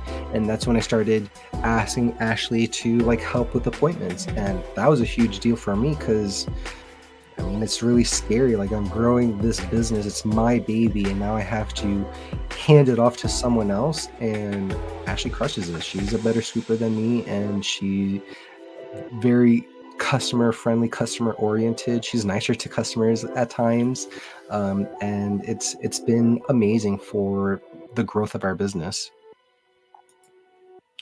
What are your long-term plans for your business, and do you have plans for expansion? Long-term plans for our business. So we're definitely growing. I have it as a goal to try to reach 500,000 by the end of next year. There's a lot of things that we need to get accomplished to reach that goal, but we're on track to make 175 this year, and I want to try to almost triple it again by the end of next year. So I'm going to need to hire people. I'm going to need to hone in on my standard operating procedures, policies, processes, documentation, figure out how to onboard employees and train them effectively so we can actually hand off appointments and routes to them. So at least in the near term, like, we're just going to continue to grow, probably not expand our service area, but just continue to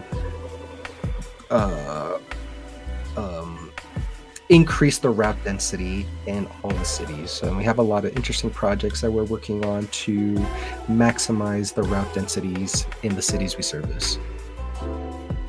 Is there a rough average percentage for converting one-time spring cleanups to weekly customers? I don't think I have this tracked. But if you're asking for a ballpark, one, it really depends on your ability to sell. It depends on like how are you charging? Are you doing a free initial cleanup, or are you charging them for the one-time appointment? If you're doing free initial cleanups, I know a lot of scoopers, they'll do a free initial cleanup if you sign up for recurring services, with the idea of like, I'm willing to eat the cost of doing the first cleanup for free because I know I'm going to have this customer for 3, 6, 9, 12 months, and you'll recoup your money on the long end.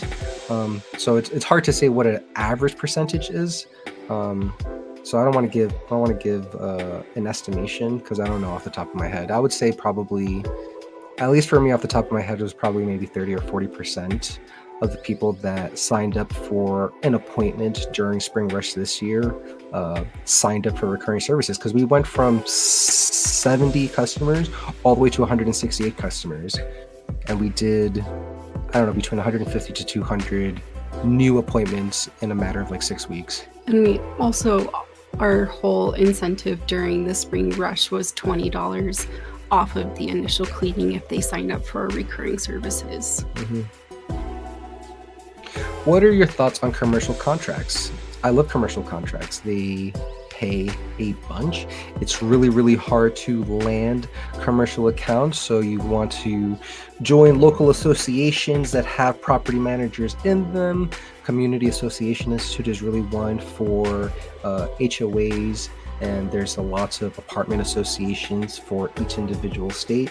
So you'll want to join those associations. You'll want to be part of those membership meetings, build relationships, become sponsors for their events. Like we'll go to a couple of events and people, like we'll wear our Salazar Scoop sweater and they'll say like, oh, I remember you. Oh, I have this thing. I wore this poop hat during one of like our sponsorship events, and the last time we like went to an association meeting, like people were coming up to me saying like I should have worn the poop hat for the meeting, because like they remembered that I wore that hat. So it really is all about relationship building. And then once you're able to land one commercial account, if you do a really good job, then you're like locked in with them forever. They'll refer you to their property manager friends. They'll refer you to other properties they already manage under them. So all you really need is the first one. And if you maximize that opportunity, it'll lead to a lot of money. I think if both partners are passionate about the business, it definitely helps. Courtney speaking facts today. And I'm super passionate about business. I mean, I've been talking for an hour and 30 minutes. I can talk about scooping like all day, every day. It's one reason why I love making content and sharing my experience, because one of my favorite quotes is, the only thing I know is I know nothing, from Socrates. And I'd rather share the knowledge that I have, and I'm always willing to listen and learn from other people because I'm not perfect. And for me, I really am passionate about the business, but it is harder for me to work all the time. I have ADHD, so I get burnt out really fast. It's really hard for me to stay focused and motivated on what I need to do, but I just have to keep remembering that this is my future too, and for it to succeed, it's something that we both have to work at. Mm-hmm. And she said a key point, like it's hard for her to work all the time. I love working. I love thinking about ways to grow my business and how to acquire customers in like unique ways. I'm always thinking about my business, but it's very hard for me to like disconnect or have like tasks that we need to do with our business, and it's 8, 9, 10 o'clock. I want to keep working. I can't expect Ashley to want to work at that time because she needs to decompress. There's only so many spoons in the day that she can use up, and then when she's out of spoons, then that's a wrap. She just has to go to sleep, and then the next day we'll restart. Thank you. One last question. If we have employees, can they use their own car? I mean, of course they can use their own car. Like it's your business. You determine like the rules of engagement to be like one of your employees. So I know one scooper during their onboarding process, they specifically say, or during the interview process, I mean, they specifically say, are you okay with hauling poop away in your car with a sealed plastic container? And you have to say, yes, I'm okay with this. And then the employee drives their own vehicle. They'll put car magnets on, or and their uniform. But your employees can drive their own cars. You'll just need to make sure that you're reimbursing them for gas and mileages. So I would recommend talking to a CPA about that. I don't really have any experience paying for mileages because it's just us right now. And like I pay for the insurance for both of the cars through the business. How long did it take you to get your first 50 customers? So, if I'm remembering correctly, my first year I ended with 16 recurring customers. I'm pretty sure I did more than 50 customers overall in my first year, but I ended the year, excuse me, with 16 recurring customers. And then I'm actually just going to pull this up. So hold on a second, please. Oh, I gotta sign in.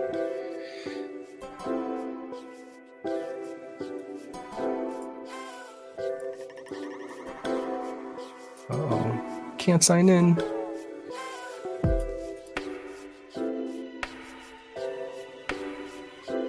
Okay, I'm not going to share the actual metrics, but I have it on this screen right here. Actually, I will share these metrics. Share screen.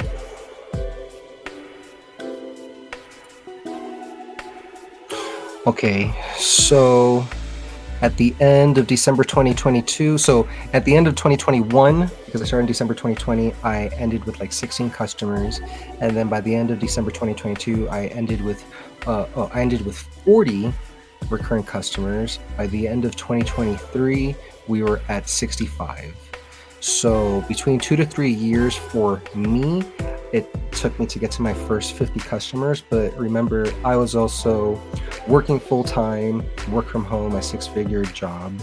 I was also doing content creation, which is its own job outside of scooping and my actual full-time job. So I was doing 3 full-time jobs all at once, and that definitely stifled my growth. But then like the beginning of this year with like the explosion during Spring Rush and Ashley helping, that's when we went from 65 customers and then 72 customers, 75 customers, and then we went all the way to 153 customers and then 168 customers, all in the span of like 2 months. So it just depends on how much energy you have, the level of effort you're going to put to grow your business. You can, and if you have the advertising spend, if you have a shit ton of money, you can get a lot of customers really fast if you have the money to invest in advertising. Mileage adds up quick if your routing isn't super tight. Can't wait to get a car for our tech.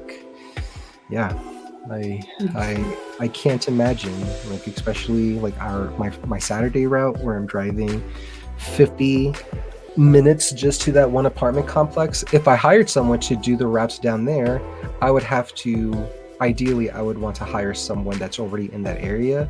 But then I still have to drive 50 minutes every week just to do quality control. Because if I'm going to hire someone, I'm going to need to make sure that they're actually doing a proper job. If you just have an SUV, what's the best way to haul the poop? So I have an SUV. I have a Mazda CX-5, and like the trunk size is like, it's pretty decent.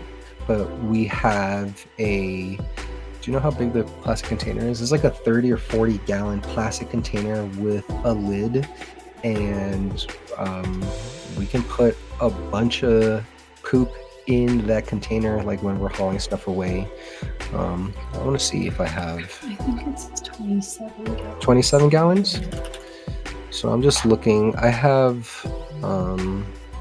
I wrote a newsletter a couple of weeks ago. Oh, and if you haven't checked out my newsletter, the Scoop Report, if you go to poopscoopsfornoobs.com, you can sign up for my newsletter, the Scoop Report, where I send you tips and all sorts of stuff, tricks, everything. I let you access the inner workings of my mind through the newsletter. But a couple of weeks ago, I created another equipment guide. So let's go to here. I released another equipment guide, and in this equipment guide, plastic storage tote. So it would be something like this. How I wonder how big this is. This is a 27-gallon plastic container. So she has one in her compact vehicle, and I have one in my SUV with the lid. You dump all the poop in here, close the lid, and it helps a lot with minimizing the smell. So yeah, the scoop report, poopscoopsfornoobs.com. Make sure you sign up for the scoop report so you can get all of the wonderful tips and tricks on owning a pooper scooper business directly to your inbox. Where do you dump the poop? So we rent out an extra garbage can container, so we can use our own trash can. We have contracts with some of our apartment complexes as well to allow us to dump in the garbage bin on their property, or you would go to like the local dump and dump there, but then you'll have to pay dumping fees as well. Looking to start a business here in my area for 25. Your thoughts? Are you talking about like the year 2025? Are you saying for 25 age? I'm not really sure what you're referring to, but looking to start a business here in my area, you should start now. Start whenever you can. There's only going to be more and more competition out there. 25 people watching this live stream right now. I'm sure there's a percentage of people. Oh, year 2025? Yeah. I would say start now. Anyways, like it's almost November. You have 2 months to build out a wait list in your area. Create a Facebook business page. Start getting your Google business profile set up. And yeah, it'll be really helpful. The sooner you start, the better it'll be for you in the long run. You spend more on Facebook ads or Google. With Google, do you use AdSense or just search engine ads? How much you spend a month on these? So it would depend on the time of the year. Most of the time, I always have like a constant search campaign on Google, because if we're talking about the two different medias, Facebook, think about the viewing experience on Facebook. You're just scrolling on the feed, talking about politics, talking about religion, looking at pictures or videos about dancing cats or whatever, and you have to interrupt that viewing experience with your advertising on Facebook. So you have to capture their attention and then call something up that would encourage them to continue reading your ad before clicking on to the next call to action. Compared to Google, where it's a search-based intention query. Someone already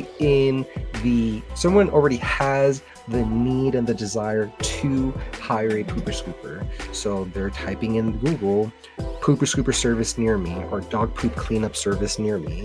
And it's easier to convert people from Google compared to Facebook because they already have that intention to purchase.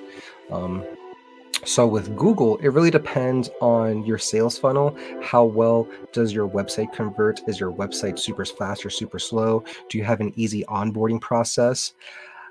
I like converting people directly on Messenger, so I do message campaigns on Facebook, and then I'll ask them some pre-qualifying questions, and then we have a script with like our pricing and everything that a customer should expect with our service. If they either say yes or no, then we'll ask for their contact information and put them in our CRM. So it really depends on, once again, who you're trying to attract with your marketing. But I would say on average during like the spring rush, I'm spending a lot more on Facebook, and I have like a constant state on Google, just because for me, I convert better on Facebook than Google. In my area, we have tons of wealthy, environmentally conscious cabin owners. Is there another option other than plastic bags for every stop without just raking into a pan? What do you think? I'm actually not sure, but I was reading someone else saying they're trying to find compostable bags, which is what I would recommend looking for as well. To answer your question, MN3 Gunner, you can definitely use, there are environmentally friendly bags out there. Those will be a lot more expensive if you want to go in the environmental friendly route, but you can make that as your unique selling proposition. There will be customers out there that they don't like the idea of putting stuff in a plastic bag and then leaving it in the dump. I'm not an environmental scientist. I can't tell you if a plastic bag is good or not when it comes to dog poop. I have my friend Steven. He knows a shit ton more about being environmentally friendly, so I'm going to defer to him when it comes to stuff like that. But if you want environmentally consciousness as your unique selling proposition, 100% there's environmentally friendly disposable bags that you can use. We use 13-gallon plastic bags from Sam's Club, the Members Mark brand, and those work tremendously. Can you leave the Scoop Report link? I will definitely leave the Scoop Report link. I'm gonna post it. Just give me a second.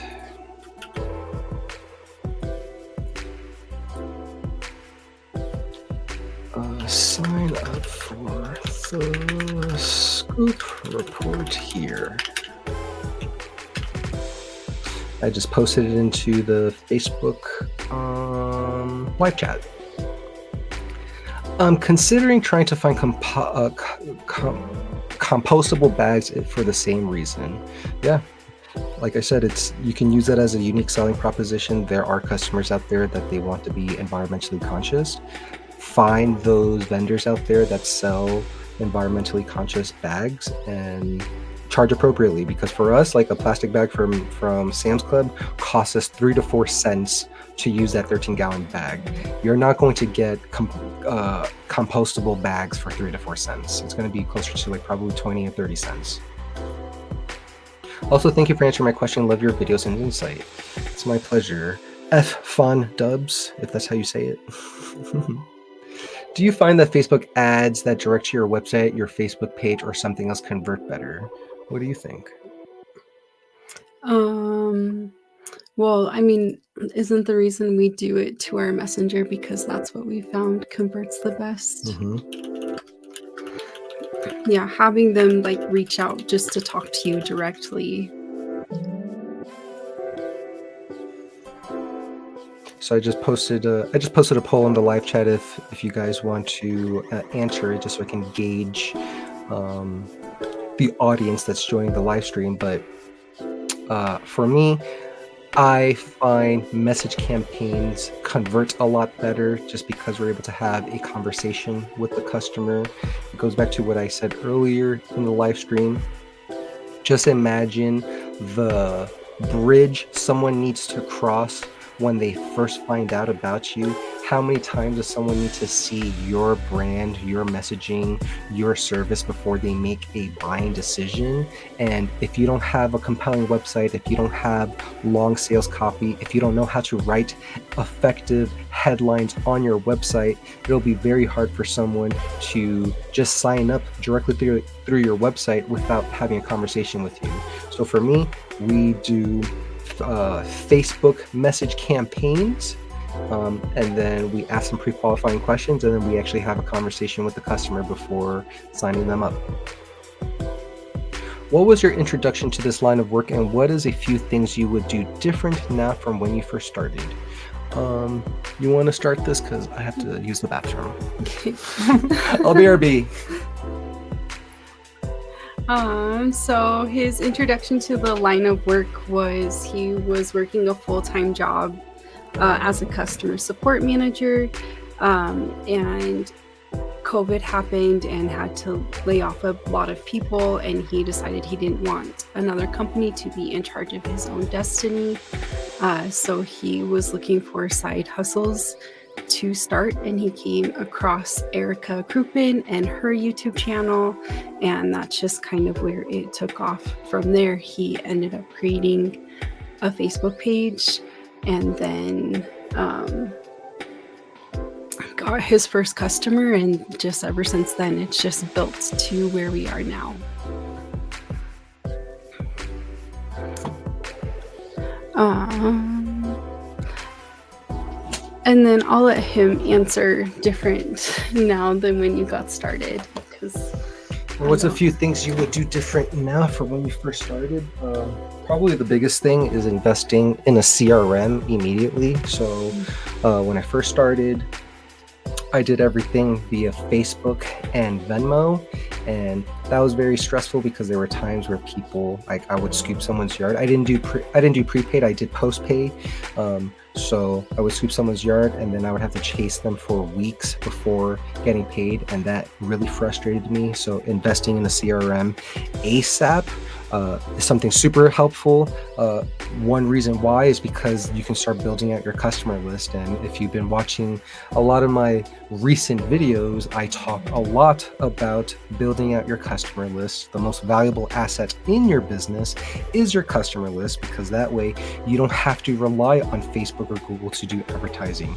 You already paid your customer acquisition costs to get their phone number and their email, and now you have their contact information to advertise to them whenever you want for free. So investing in a CRM to build out your customer list is probably like one of the most important things, and probably doing prepaid instead of postpaid.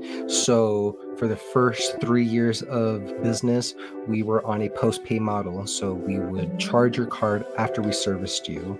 And that was very stressful last year, for example, because we ended up having like a bunch of snow, and there were weeks that we would have to cancel, and then I would have to charge double the amount the next week, because we skipped 1 week. There's 2 weeks worth of poop in the yard. Even though we're not picking all of it up because it's covered in snow, there's still going to be 2 weeks worth of poop in the yard, so I have to charge for 2 weeks.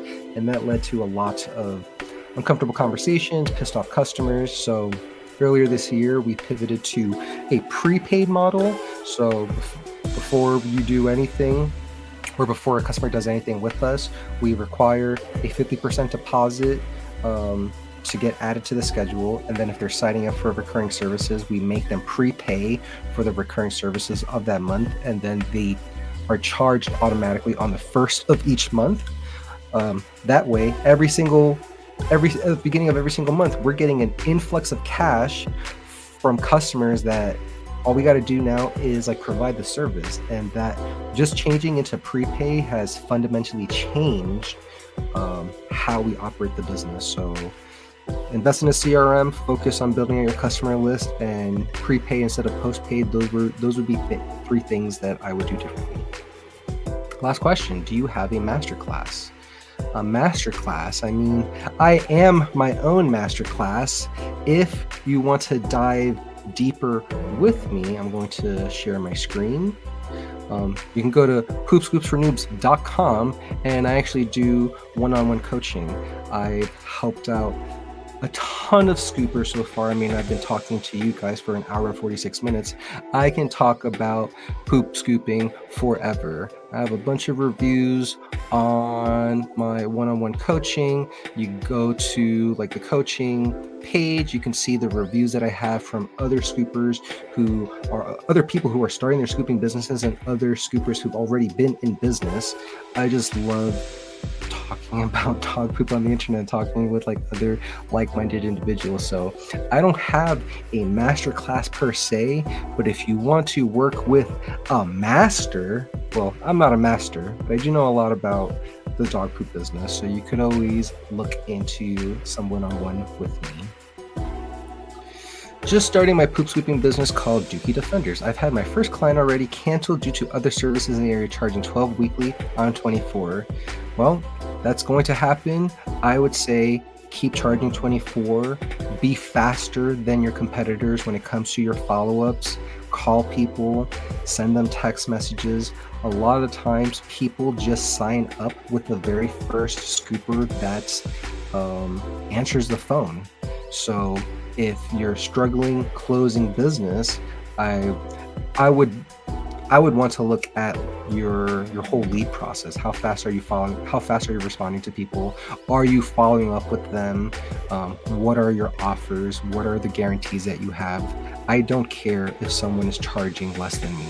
I'm going to charge more, and I'm going to get more money from the people who want to do business with me because they are making value-based decisions instead of price-based decisions.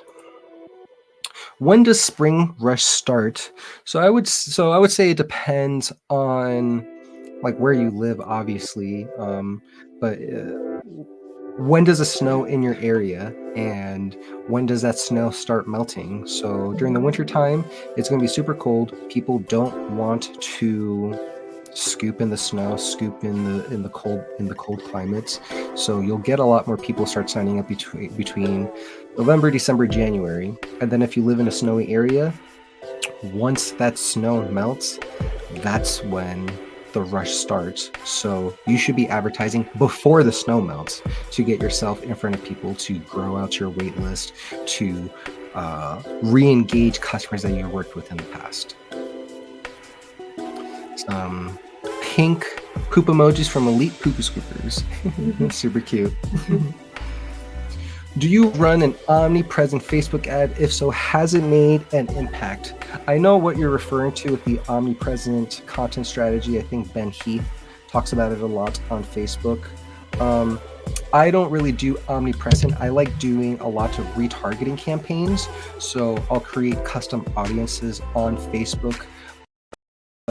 People who went to my website, I'll upload a custom audience list of my current customer list, active customers that have done service with me, as well as a custom audience list of people who haven't signed up for services with me. So I'll do a lot of retargeting to those custom audiences, and then I'll have different media assets in that campaign advertising to those customers. So for example, one of our really good customers, she made a video testimonial for our services. It was like a 3-4 minute selfie style video where she's like talking about our business and why she needed it and how much she loves us. So I use that video as a retargeting in a retargeting campaign. So if you find my website, or if you find my Facebook business page, but then you don't sign up, then Facebook is going to identify you and push out that recommendation video to try to close more leads.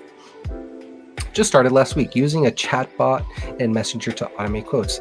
That's awesome. I really want to start looking into implementing chatbot features for my business. It'll help a lot with like the manual work that we have to do. Where you guys live, can you work year round? I'm in north central Minnesota, and typically we get lots of snow and tons of cold December through March. Does a dog stop pooping during the winter time? They don't. A dog poops all year long, so we scoop all year long. It makes it super stressful during the winter time if it's actively snowing. It gets really hard to drive in that snow. It gets hard to like scoop, but we provide a year-round service. We live in Utah, so it's not as cold and snowy as Minnesota, but we do use heated gloves, heated vests, snow pants, really good snow boots, and just anything we can to make sure we're staying warm, but we do scoop all year round. And I'm looking at the poll that I released a couple of minutes ago. 15 votes, 60% have started scooping a scooping business, and 40% have not. You still do one-off scoops, or you do only recurring accounts? So we still offer one-time appointments, especially during the spring rush time.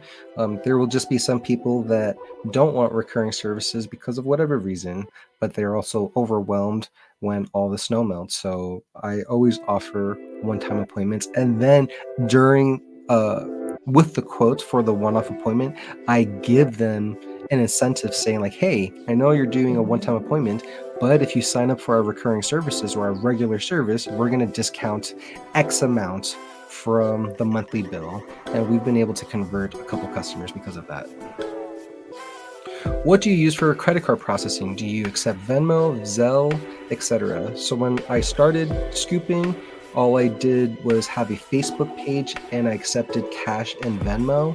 Now We do everything through our CRM, Jobber, and Jobber has its own credit card processing process. I think they use Stripe for their own credit card processing. So we have to pay like a small percentage just for the payment processing, but Jobber manages everything for us. They take the payments, they take the deposits. We do all of our automatic invoicing through Jobber. How do you keep track of mileages for expenses? That's a great question because we definitely don't track mileages. It's something that we really should be doing.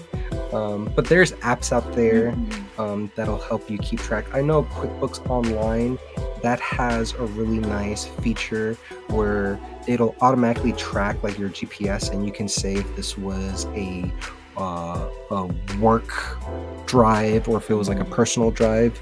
I'm really bad at tracking mileages because I mean I'm using my personal vehicle, she's using her personal vehicle, so we can do a lot better with mileage tracking. So I wish I can give you a better answer, but I'm really bad at tracking miles. Do you pick up strictly just dog waste, or would you be willing to pick up other waste like cat poop or even pig poop? My first client has dogs and pigs. Would I be willing to pick up other waste? I mean, there's always a price for anything. I wouldn't pick up human poop, and like I've had people reach out to us asking to pick up human poop. It's really gross.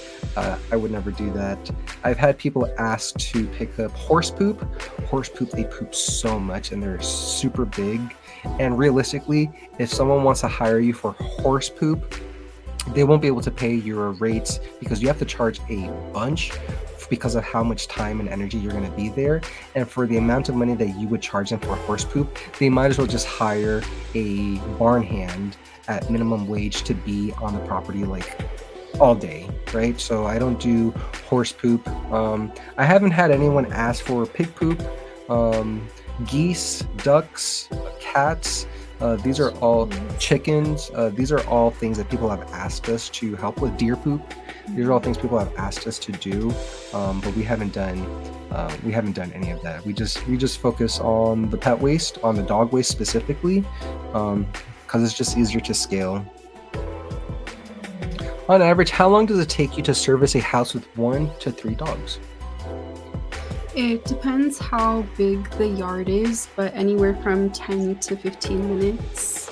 Sometimes a little bit less, sometimes a little bit more. And it really depends on how big the yard is, service frequency, because if you start doing twice a week service, one time a week a yard could take you like 20 minutes, but then twice a week that yard can take you 7 minutes because you're there every 3 to 4 days, and it's a lot.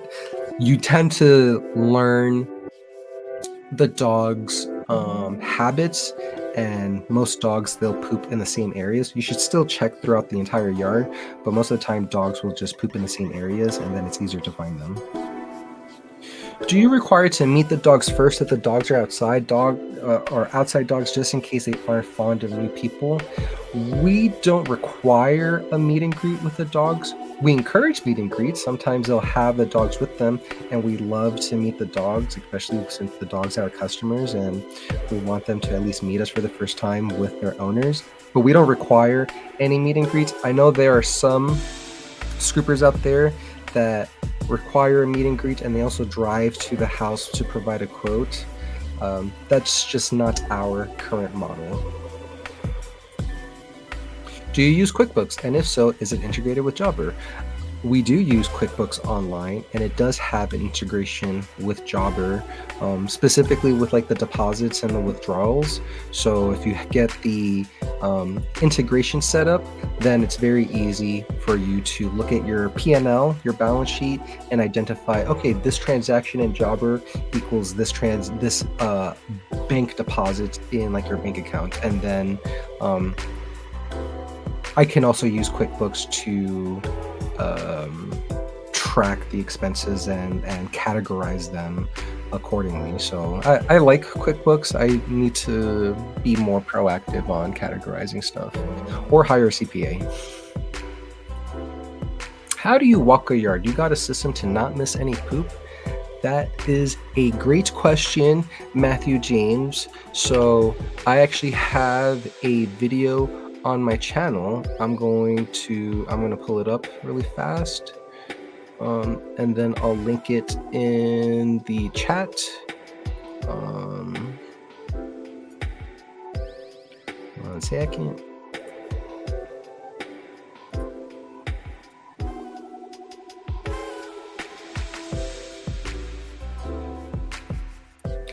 So this video, how to properly walk a yard to scoop dog poop, I'm going to ping this in the YouTube live chat, but I break down exactly what you need to do when you're walking a yard. So it's pretty simple. I like starting in, actually, I'll let you explain how to walk a yard. How would you walk a yard if you go to a yard for the first time? For the first time I'm in a yard, from where I enter the gate, I walk to like the opposite side of the yard. Or actually, no, I start where I am at the gate, and I'll do vertical lines throughout the whole entire yard till I get to the other side of the yard, and then I'll do horizontal lines until I get back to where I am at the gate to make sure I do a grid system all over the yard. And what I also like doing, I talk about it in the video that I just posted, but I like dragging my rake on the side of me as well, like touching the ground, because most of the time, like, you'll find poop because you can visually see it, but a lot of times you'll find poop because you accidentally step on it, or if you're dragging your rake next to you, your rake will catch on some pieces of poop, and it'll help you just be more efficient with your cleanup and finding stuff instead of walking by it. Man, we are at 2 hours with this live stream. We appreciate everyone who's joined us so far. This has been a lovely live. What kind of footwear do you use? Rubber boots. So we use these hiking boots called Hokas, Hoka. I don't know exactly what series or what kind of Hoka boots, but they're essentially like hiking boots. They have really good thick treading. It's easy to spray the bottom of your boots if there's any solids. They're waterproof. They're waterproof. But when it comes to shoes, on average, a shoe only lasts 500 to 750,000 steps. And as a Poop Scooper, you're walking a lot.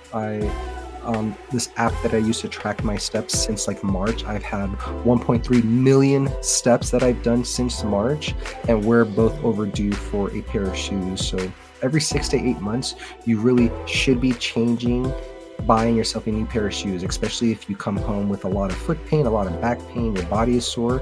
A lot of it comes down to having crappy shoes. My company is called the Poop Wrangler. Our slogan is, if we see it, we scoop it. Does your company have a slogan? It sure does. Let's go to our website.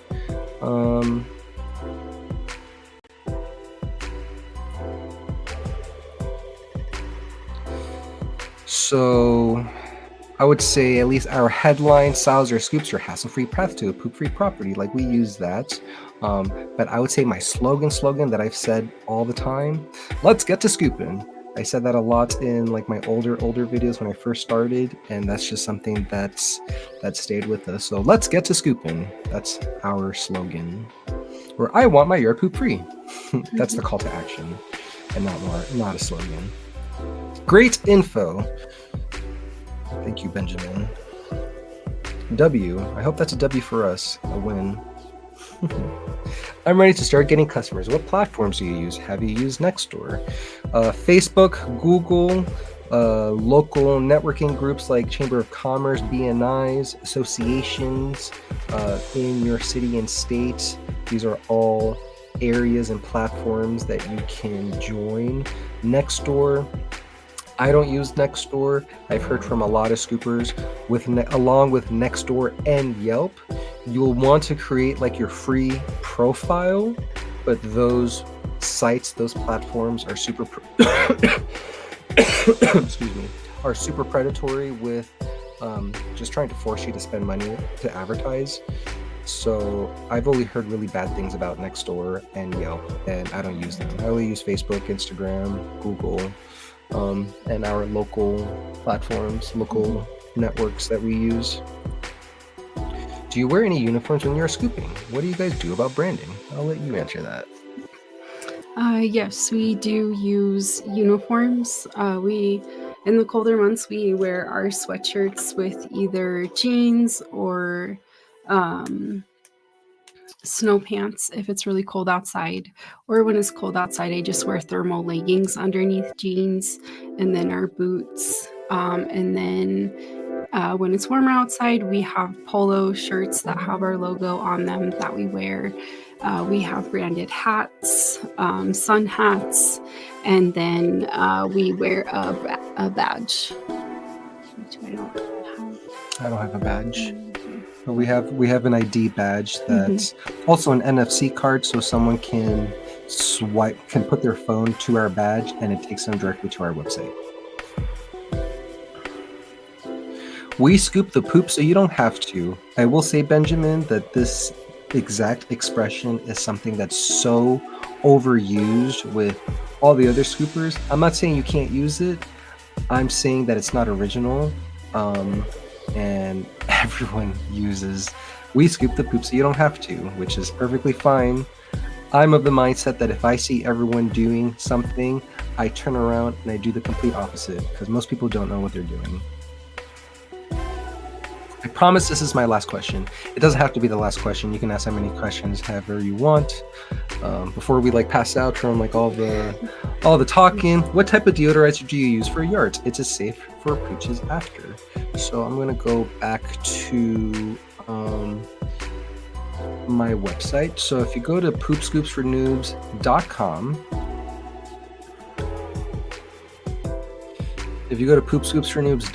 you can go to home, and then I have this link, professional equipment, pooper scooper tools for your pet waste removal business. In here, I have a link to the Wishy Wash. I don't know why the pictures aren't loading. Hold on a second.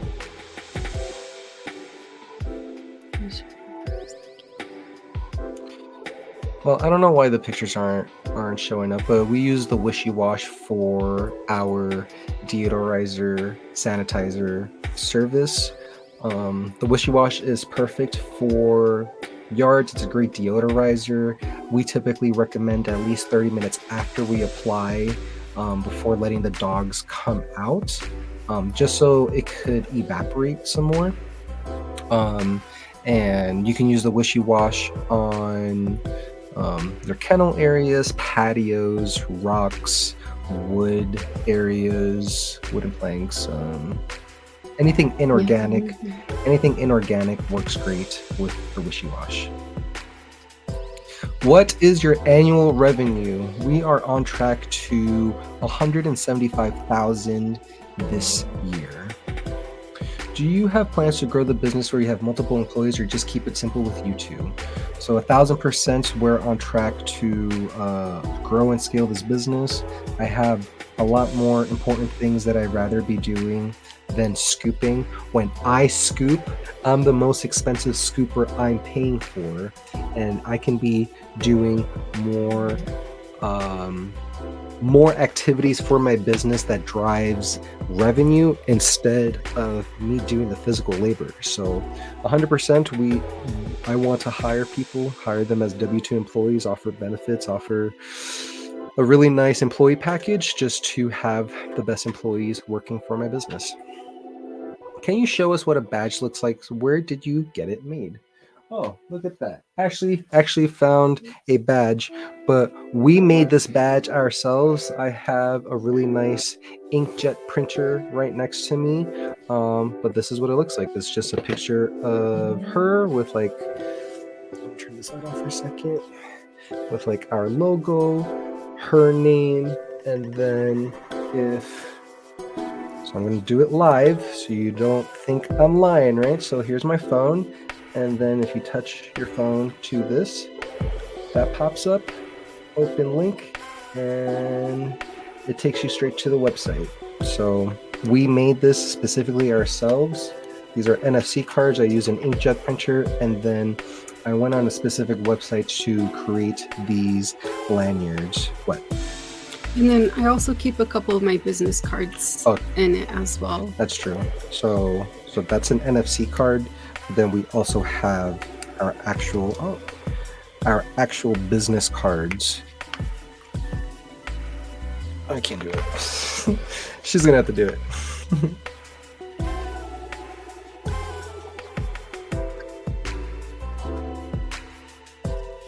And so then we have our actual business cards in the ID badge as well. So we always have something with us, and if they don't want to scan our badge, we can just give them the business card. Do you use a website for your branded hoodies and uniform? I use a print-on-demand provider called Printify. So I have an Etsy store where I make printed canvases and a bunch of other stuff on that Etsy store, but I leverage my print-on-demand provider Printify to create these hoodies. And like this hoodie cost, I don't know, like $15-$20 with the shipping. This hat was made by a local printer. I'm really good friends with him, so we bought like some really fancy hats and like polo shirts, but this sweater specifically I've used Printify. 25 people watching the live stream. Been streaming for 2 hours and 10 minutes. Time flies when you're having fun. We really appreciate everyone who joined us. It's been awesome chatting. If you have any more questions, please feel free to put them in the chat. We will be ending the live stream very shortly just because it's almost 9 o'clock our time. And we scooped all day, so wanted to make sure that we give back to the community. Everyone is super awesome, so we're happy to continue answering your questions. I love what you guys are doing, creating your own business, growing to something bigger, selling courses and products used in your line of service. You are in a great position. Keep it up, guys. You're welcome. At the end of the day, we're here to serve our community. I love the scooping industry. I've learned so much about myself as an entrepreneur. I made a lot of tremendous great friends, people who joined us at our wedding like a couple of weeks ago, people who also scoop. So at the end of the day, like, I'm here to serve. I love to talk, as you can tell, talking for 2 hours. I love to storytell, and I love business. So if I'm able to encourage one person to start their business just because of my content, then it makes everything worth it. Just started a scoop business this week. Tanner, congratulations on starting a scoop business. Do you give dogs dog treats if they're in the yard? We do not. However, we have heard of businesses doing it. I would just recommend having it as a part of your new customer intake on if there are any dietary restrictions for the dogs. And that's a great point, because dogs do get allergies. And the last thing that I want to do is give a dog a treat just because, I want to reward them or be nice, and then they have like a medical emergency.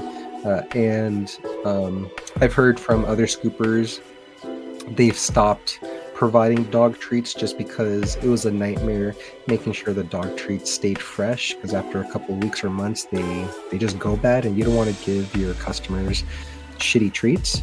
And then I also know some businesses where they give dog treats at the end of each visit. So it really comes down to what is the type of experience you want to provide your customer base. Can I begin scooping on the weekend? I am wrapping up my degree. Absolutely. Yeah, if you want to just focus your scooping days on the weekend so you can use the week to focus on finishing up your degree, that's 100%. I can only give you my own experience. I worked from home 9 to 5, but it was like an 8 to 4 schedule, 7 to 3 actually. Um, and I did that when I started scooping, right? I started in December of 2020 during COVID, still working my full-time job. So I would work from 7 to 3 in the afternoon, and then I scooped from 3 until the sun went down. And I did that for 3 years, growing my scooping business, growing my YouTube channel, and still working full time. And it was very difficult, but it's completely possible. And I got to a specific point with my business where I literally did not have any more time in the day to continue servicing my customers and do my YouTube stuff and do my full-time job. And at that point, I quit my job, Ashley quit her job, and the rest has been history. What was that? What was it like for you when you quit your job? How scared, how nervous were you? Um, I was nervous more because of the change and just being in a completely different industry, and um, my industry, I was already like my work determined how much I was getting paid, and so it was the same kind of thing. So similar in that sense, but also just being reliant on me and on Anthony was scary, and it is a scary thing. Thanks again for the tips. You guys are the best. Thank you.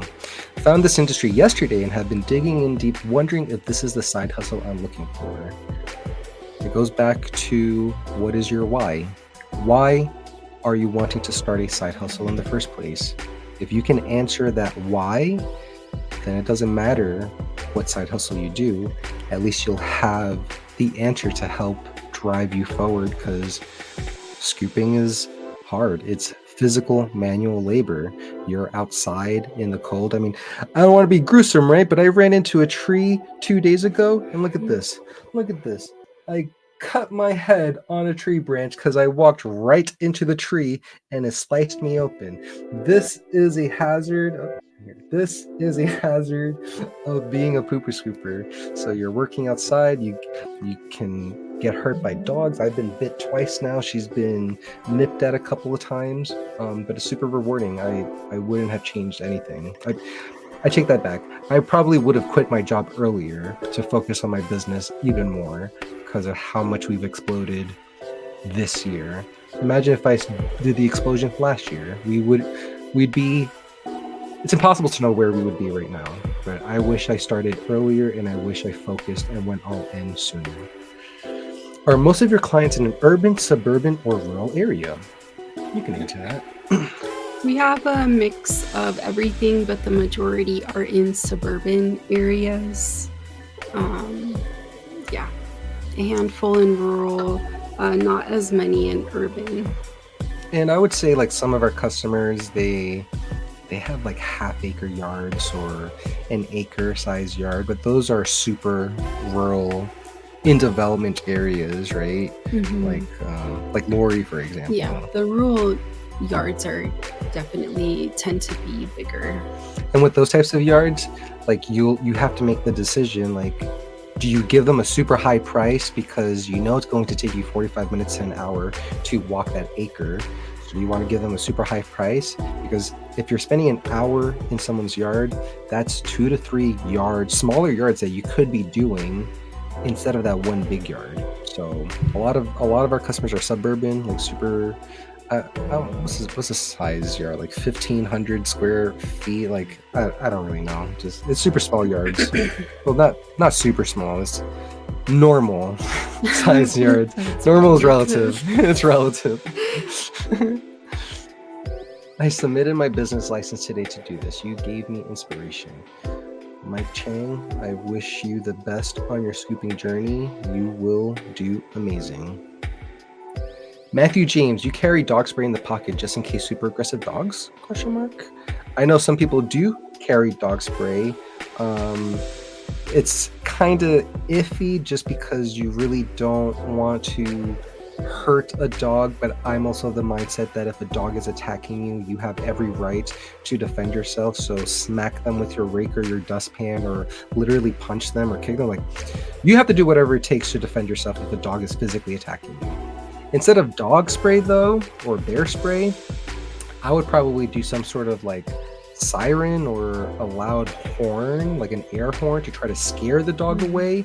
Or better yet, you can have treats in your pocket, and maybe don't give dogs treats all the time, but you can grab a treat and try to throw it somewhere in the yard, and you may not confuse a dog, but they'll run to the treat before attacking you, and then that'll give you time to like get out of the yard. So I would much rather do something like an air horn, or something that doesn't physically hurt the dog, unless the dog is like literally hurting me. Then at that point I'm going to do whatever it takes to get out of the yard safely. Is charging $25 a week too high? There is no such thing as too high. There is such thing as too low. Just think about it this way. There is no distinct advantage being the second cheapest business in your area, but there are all the advantages being the most highly expensive business. So I fundamentally believe, as an industry as a whole, we are severely undercharging our services. And if you're not doing, I wish I could say this for my own business, but if you're not doing a minimum of $20 just to go to someone's yard, you're driving to their house, you're spending 5-10 minutes driving to their house, maybe more, spending 10-15 minutes scooping their yard. If you're not charging at least $20 for your scooping business, you're doing a disservice to yourself. You're doing a disservice to like the future of your business. I wish we can do $20 for like one dog. We do at least $20 for 2 dogs plus, but for one dog we do less than $20. So that's one of the things that will be changing moving forward, like having our base at least $20. How did you do your billing when first starting out? How did you collect payments? Should I invest in Jobber or Sweep and Go from the start? You want to answer that? So we do recommend that you invest in Jobber or Sweep and Go from the very start. Jobber, yes. Just some type of CRM. It is a lot easier for tracking, invoicing, making sure everything is in one place. When you're using Venmo and Facebook and all of these different things, a lot of stuff can get lost and fall through the cracks. So it's really nice to have one place where you have everything that you need to do. So Jobber, go to poopscoopsfornoobs.com/jobber. You'll be able to try out Jobber for free. You'll get yourself an exclusive discount, and I'll also send you my Jobber cheat sheet for Poop Scoopers that has all of my configurations and my settings. Ashley made this really nice PDF talking about how we configure Jobber. So poopscoopsfornoobs.com/jobber if you want to try it out. I feel like my initial cleanup fee for subscribers is deterring clients. I'm considering giving the first 30 minutes free before charging for time. What is your experience? In my experience, people do not value anything that's free, So you always want to make sure they have some skin in the game when they sign up with you, because if they spend money, then they have a vested interest in like seeing you succeed and making sure that you get the job done really well. So if you feel like you need to give out your first 30 minutes for free before charging by time, the only thing I can say is test it out. I can't give you an answer if that'll work or not, because I'm not in your market. But the best thing to do is get, let's say you had 20 people reach out to you for quotes. The first 10, do the first 30 minutes for free and measure how many people said yes or no, and then do the last 10 a different pricing structure, and then you can compare and contrast if free initial is worth it. Oh, and by the way, I also have another video that I've released on my channel. I'm going to pull it up here in a second, But it's called, here we go. It's called Chit Chat: The Truth About Free Initial Cleanups with a Dog Poop Scooping Business. So I would recommend watching this video because I actually break down the pros and cons of doing your initial cleaning for free, and it'll help a lot. So I just pinged that in the chat for you. And then if your question is meaning that you're charging by time for your initial cleanups, we do not do that. We charge by the amount that we pick up. So it's $45 for the first 5 gallons and then $25 for each additional 5-gallon bucket after that. So it's really just dependent on how much we're picking up rather than how long it's taking us to do the appointment. The only issue with charging by the bag is if they have really small poops, then it takes a lot longer to fill up the first bag. But on the contrary, if they have really big poops like Great Danes, you're able to fill up the first bag very, very fast. So there's pros and cons with everything. When I first started, I did flat rates. So if you said it's been 3 months, I would say whatever price. But then the reality is they would say 3 months and it's actually been 3 years. And most of the time people really underestimate how much dog poop is in their yard because most of the time they're not even in the yard. They just let the dogs out, do their business, and they let the dogs back in. So people rarely ever know how much dog waste is in their yard. So charging by time is really good. I don't like charging by time because of my physical limitations and my back pain. I like being able to take my time. If you're charging by the time, I feel like people are just watching you the whole time, making sure that you're actually doing the job because they're paying for it, right? So we found, at least for us, it's been helpful to charge by the bag. Thanks. You're welcome. Normal, everyday white guy.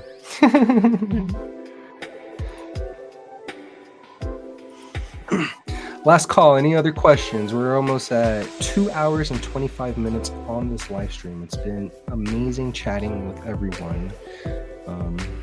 Super happy to have Ashley join me. She's been a couple of my YouTube shorts. She's my rock. She helps me so much with my scooping business. I wanted her to join this live stream because I really wouldn't have been as successful if it wasn't for Ashley. And as you can see with like some of her answers, she knows a lot of shit just as much as me. I learned from the best.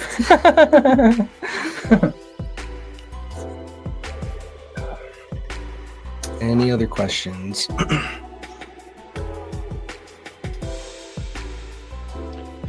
Well, it does not look like we have any more questions. So, oh, we got another one. My question is, if I'm doing 25 a week, 100 a month, what should I charge for one-time cleans? Well, one thing is, if you're charging 25 a week, you shouldn't be charging 100 a month. You should be charging what the average price is. So I'm going to just do some quick math for you. Here we go. So here's a calculator. So if you're charging 25 a week, what you should be doing is finding the average price for your service. So 25 per week, you times that by 52 weeks, because there's 52 weeks in a year, and then you divide that by 12 months. So if you're charging $25 a week, you should be charging $108.33 per month, because this will account for the months that have 4 or 5 weeks. So this way your monthly price is always the same.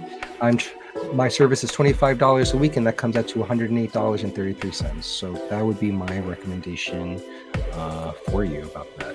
But my question is, I'm doing 25 a week. What should I charge for one-time cleans? I'll always say you should be charging a minimum of $1 to $2 per minute for your service. So whether you're charging by time or you're charging by the bag, only you can decide what your time is worth.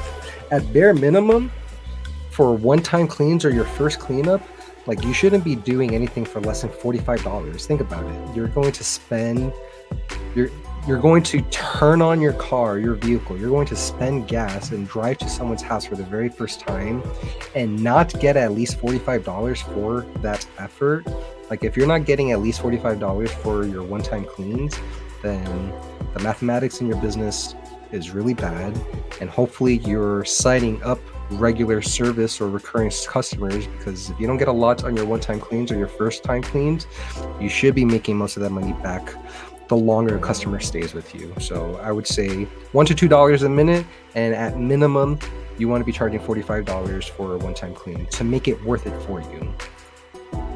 What type of insurance do you need if you're a solo scooper? If you're a solo scooper, you would need at least general liability insurance. And most insurance companies, they have like a blanket $1 million policy. If you're going to be doing like commercial work with apartment complexes and HOAs, they will require you to have general liability insurance. It's just going to be a requirement. So general liability is a minimum, and I'm not sure if there's any other insurances out there.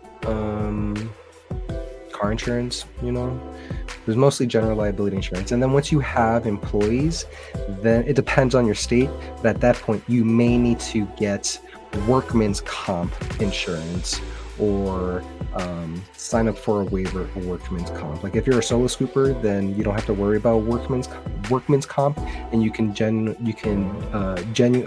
generally apply for a waiver. I was thinking at least $65.70 for one-time cleans. It sounds like you're doing a flat rate for one-time cleans.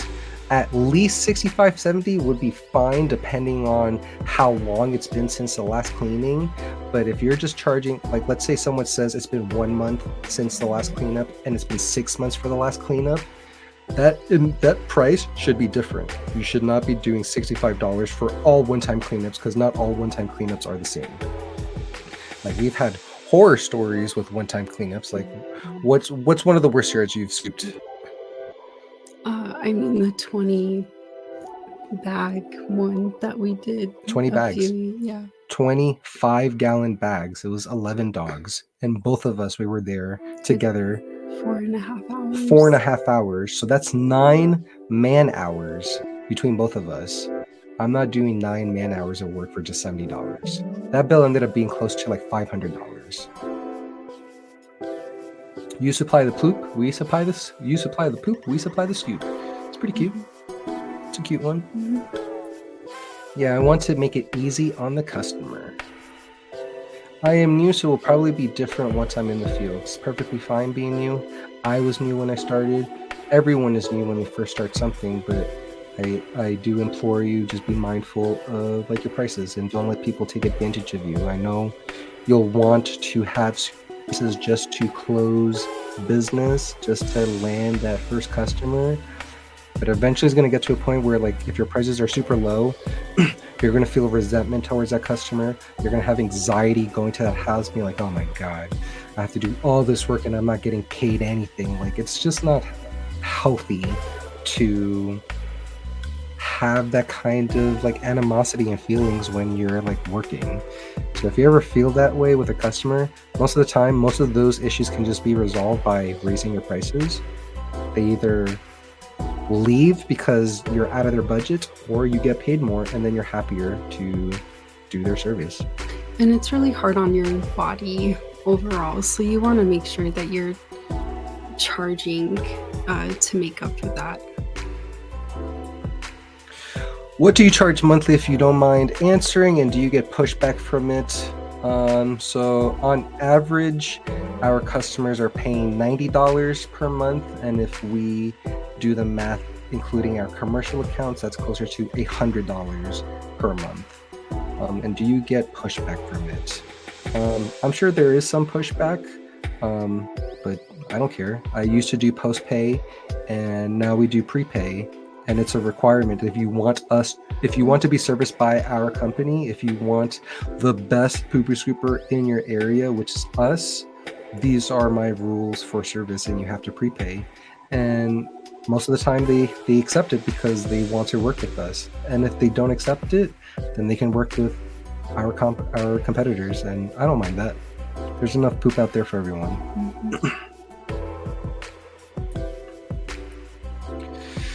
Well, everyone, it's been 2 hours and 33 minutes. It's been a great chat. We're going to head out. Love it. Thank you. Wish I could pick your brain more often. Well, this is a great segue for my website, poopscoopsfornoobs.com.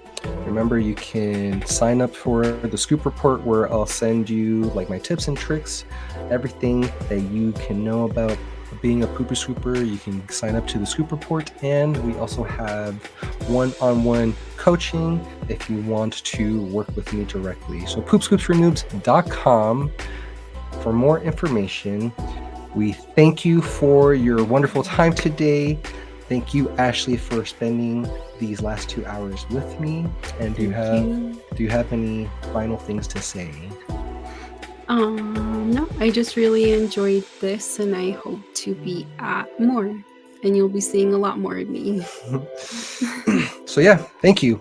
And we'll see you on the next scoop. And as always, Acknowledge the now. bye.